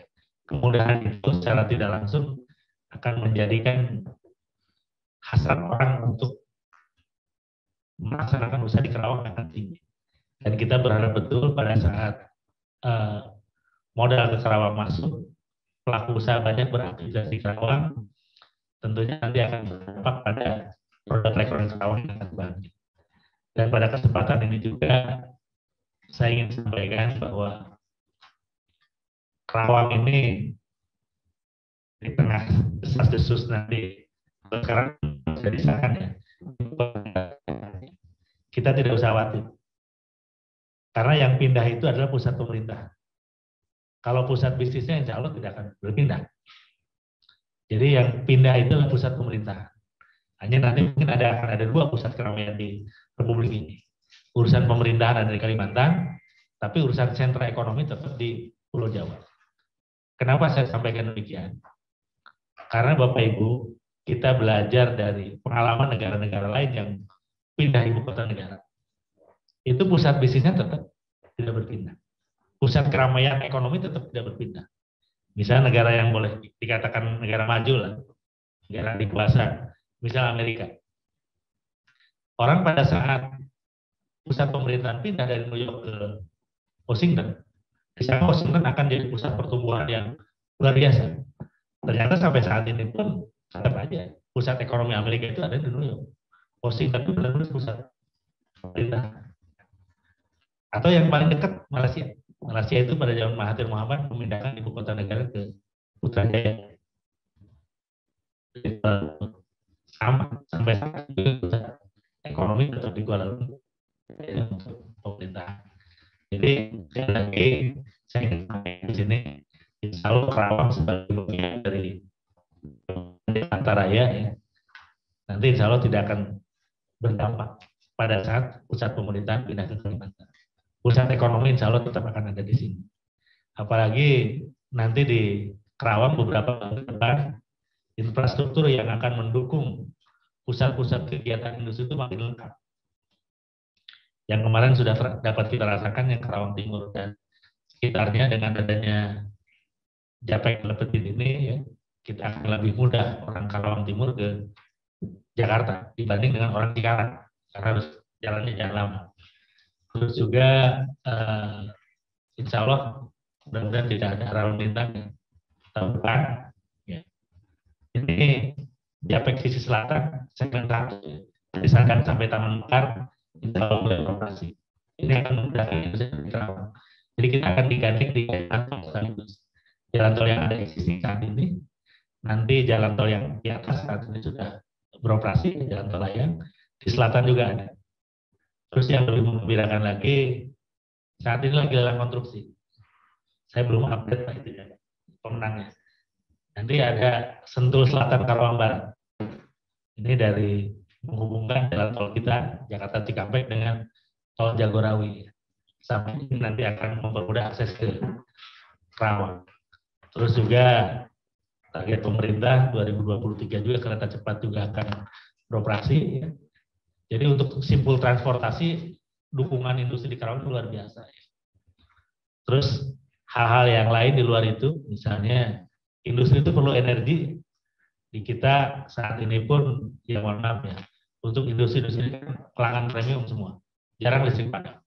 Nanti kita akan diperkuat lagi oleh PLTGU Cilamaya ya, untuk pendukung Jawa 1 Power. Jadi nggak ada misalnya industri kesulitan kebutuhan pasokan energi nggak bakal. Terus untuk air bersih ini nanti mungkin kita lama-lama mungkin akan lebih ketat untuk ngambil dari air tanah. Air permukaan nanti kita disiapkan yang namanya SPAM Jatiluhur, yaitu sistem pengelolaan air minum untuk industri di kita. Nanti akan dibangun di sekitar Karawang Barat, itu nanti kapasitas juga besar, ya. Itu 350 meter kubik per detik. Jadi saya kira untuk kebutuhan air baku kita juga tidak akan susah. Saya kira akan makin mudah investor untuk ke Karawang. Demikian juga nanti next proyek jangka panjang ya. Di selatan kita ini sudah diplot oleh Kementerian Perhubungan. Insya Allah akan ada Bandara Soekarno-Hatta 2 ya. Ini luasnya hampir kurang lebih 4.000 meter ya. 4.000. Jadi 4.000 hektar maaf ya. Jadi kurang lebih luasnya mungkin hampir 2 atau 3 kali luasan Surya Cipta ya. Nanti itu sebagai penopang Soekarno-Hatta yang ada saat ini di Tangerang. Saya kira informasi ini mudah-mudahan saja sedikit banyaknya akan menambah keinginan orang untuk tetap berusaha di Karawang. Dan saya masih tetap punya keyakinan bagus. Walaupun banyak di luar Jawa Barat atau di Jawa Barat juga di luar Karawang, kawasan industri, Karawangnya akan tetap menarik. Kenapa saya akan tetap menarik? Karena tadi jumlah penduduk ini tetap terkonsentrasi di Jabodetabek. Penduduk ini adalah pasar. Jadi yang namanya industri itu pasti akan mendekati pasar. Apalagi nanti untuk pangsa pasar misalnya ekspor, kita pelabuhan digandeng oleh 2 pelabuhan. Priuk yang ada saat ini dengan Patimban yang sekarang mulai beroperasi. Sangat jarang sekali daerah seperti Karawang ini. Ke Priuk yang selama ini mungkin sering macet, nanti nggak lama lagi tol Cibitung Priuk sudah berfungsi, ini akses barang juga akan lebih mudah. Mungkin itu yang dapat kami sampaikan. Sekali lagi insya Allah sebagai ikhtiar bentuk layanan Pemda Karawang kepada teman-teman para pelaku usaha, kita di Karawang ini Pak mulai 14 September kemarin layanan untuk perizinan ini kita terapkan 7 hari dalam seminggu. Di kantor kita, kantor DPPTSP memang Senin sampai Jumat. Tapi kita punya layanan yang namanya mall pelayanan publik di Mall Teknoma, itu Sabtu Minggu buka. Sabtu Minggu buka, jamnya jam 10 sampai jam 4. Terus bagi para karyawan atau warga Karawang yang butuh pelayanan di luar jam kerja pun, di mall layanan publik itu kita buka sampai jam 6 sore. Biasanya pemerintah jam 4 selesai, kita ini sampai jam 6 sore baru tutup. Dan perlu kami sampaikan juga untuk ikhtiar kami memberikan layanan kepada masyarakat Karawang ya. Di mall layanan publik kita ini kita bisa dapat kepastian kapan kita dilayani. Contoh Bapak Ibu misalnya akan bikin KTP atau KTP-nya hilang. Itu cukup daftar saja di situ, lapor polisinya ada di situ, bikin KTP juga ada di situ. Jadi kita juga dapat kepastian kapan kita harus datang. Misalnya kapan kita bisa dilayani di Dukcapil, sudah ada di situ waktunya. Jadi mudah-mudahan saja dengan ikhtiar pemerintah Kabupaten Karawang seperti ini akan memberikan kemudahan teman-teman untuk berinvestasi di Kabupaten Karawang. Jadi di Mall Layanan Publik ini kita mengintegrasikan 19 unit layanan. Dari mulai yang awal duluan sudah ada, yaitu SIM dan SNK. Kita juga punya layanan pajak daerah di situ ada. Terus teman-teman yang selama ini mungkin harus ngurus ke provinsi kaitan dengan air bawah tanah atau mungkin sekolah menengah atas, di situ juga ada dinas perizinan provinsi juga ada di situ. Kaitan teman-teman yang misalnya ngurus tunjangan hari tua dari BPJS Tenaga juga ada di situ. Butuh layanan kesehatan, BPJS Kesehatan ada di situ. Sampai layanan yang paling sekarang yang kita perlukan banget ya, vaksin. Vaksin juga ada di situ. Jadi saya kira mudah-mudahan saja ikhtiar Pemda Karawang ini untuk memberikan layanan terbaik bagi pelaku usaha khususnya dan umumnya masyarakat Karawang bisa dimanfaatkan betul untuk kemudahan-kemudahan yang bisa didapatkan oleh masyarakat. Mungkin itu yang dapat kami sampaikan. Sekali lagi saya ucapkan terima kasih kepada panitia penyelenggara yang sudah menyelenggarakan kegiatan ini dan juga kepada teman-teman pelaku usaha yang dengan tekun mengikuti kegiatan dari pagi insya Allah sampai siang, dan kami pun kalau Bapak Ibu nanti bisa ada kesulitan insya Allah kami pun siap melayani Bapak Ibu untuk berkonsultasi atau ada keluhan apapun baik di kantor kami yang di Pemda 2 maupun di Mall Pelayanan Publik yang ada di Mall Teknomat kawasan Lumas. Terima kasih atas segala perhatian. Mohon maaf apabila ada yang kurang berkenan. Billahi taufiq wal hidayah. Wassalamualaikum warahmatullahi wabarakatuh.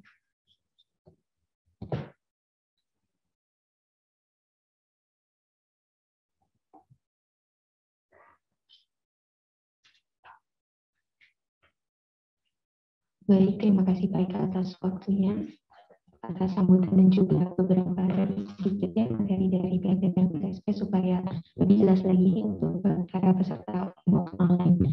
Baik, sesi ini kedua karena keterbatasan waktu akan kami batasi menjadi 3 pertanyaan saja. Untuk pertanyaan pertama,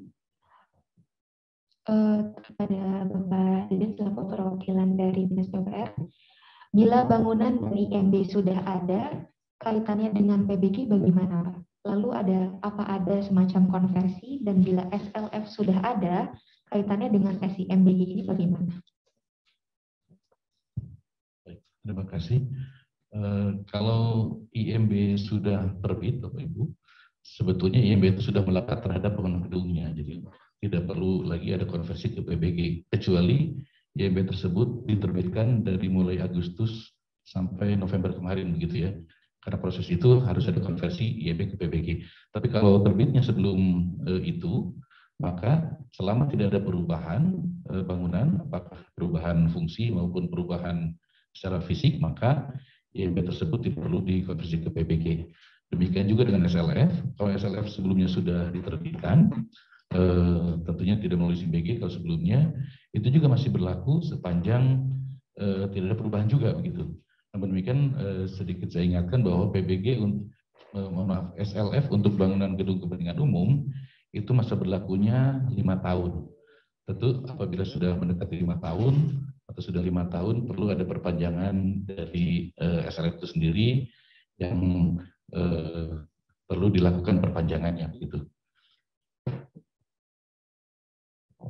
Baik, terima kasih Pak Deden atas jawaban dari pertanyaannya. Untuk pertanyaan selanjutnya kami tujukan kepada Ibu Eva selaku perwakilan dari Grand Environment Solution.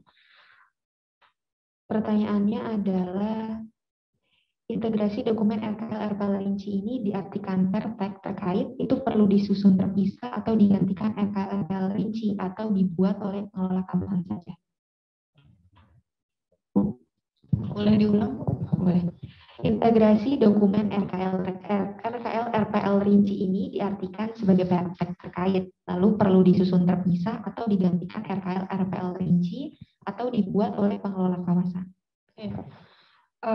Mungkin yang dimaksud ini, tadi kan pertek ada beberapa jenis ya. Mungkin yang terkait dengan Pertek air limbah. Pertek air limbah ini sebetulnya untuk tenan yang berada di dalam kawasan, selama kawasan ini memiliki instalasi air limbah yang mengolah semua air limbah dari seluruh tenan, sebetulnya tidak perlu lagi menyusun pertek si tenannya tersebut. Kewajiban itu adalah ada di AMDAL kawasan. Sehingga yang menjadi kewajiban dari tenannya adalah menjelaskan dalam RKL-RPL rincinya bahwa misal ya terkait pengelolaan air limbah, misalkan si tenan akan membuat instalasi IPAL, yang mana nanti air buangannya itu akan diolah lebih lanjut di dalam IPAL kawasan. Gitu. Untuk yang terkait air limbah seperti itu.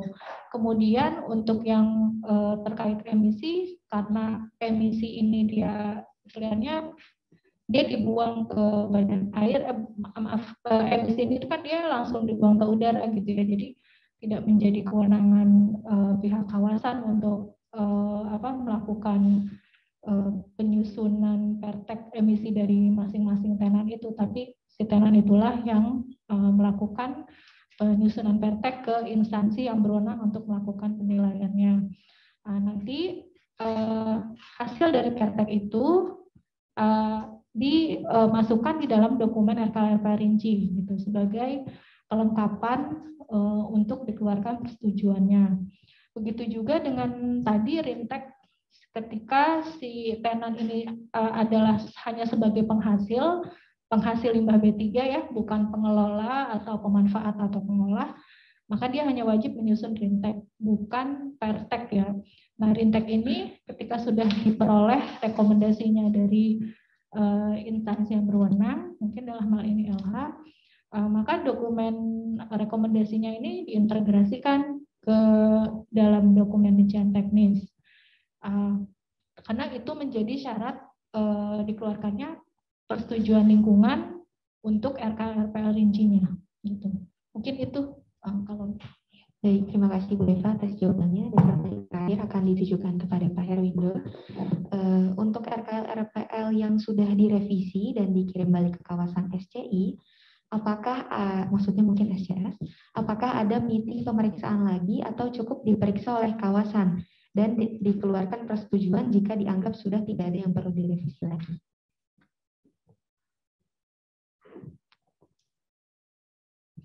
Untuk RKL-RPL rinci, seperti tadi alurnya, jika sudah dilakukan pemeriksaan, kemudian sudah dilakukan rapat atau sidang untuk pemeriksaan substansinya, itu seandainya sudah ada perbaikan ataupun tidak ada perbaikan, itu akan kita keluarkan persetujuan lingkungannya. Jadi setelah itu ya selesai gitu. Jadi tinggal nanti si tenan yang bersangkutan memasukkan data-data tersebut ke OSS kalau nggak salah ya, gitu namanya. Ya, kalau namanya dokumennya sudah selesai, sudah dilakukan revisi, sudah dilakukan perbaikan, ya kita akan keluarkan persetujuan lingkungannya. Itu aja. Terima kasih. Ya baik, terima kasih Pak Herwindo atas jawabannya.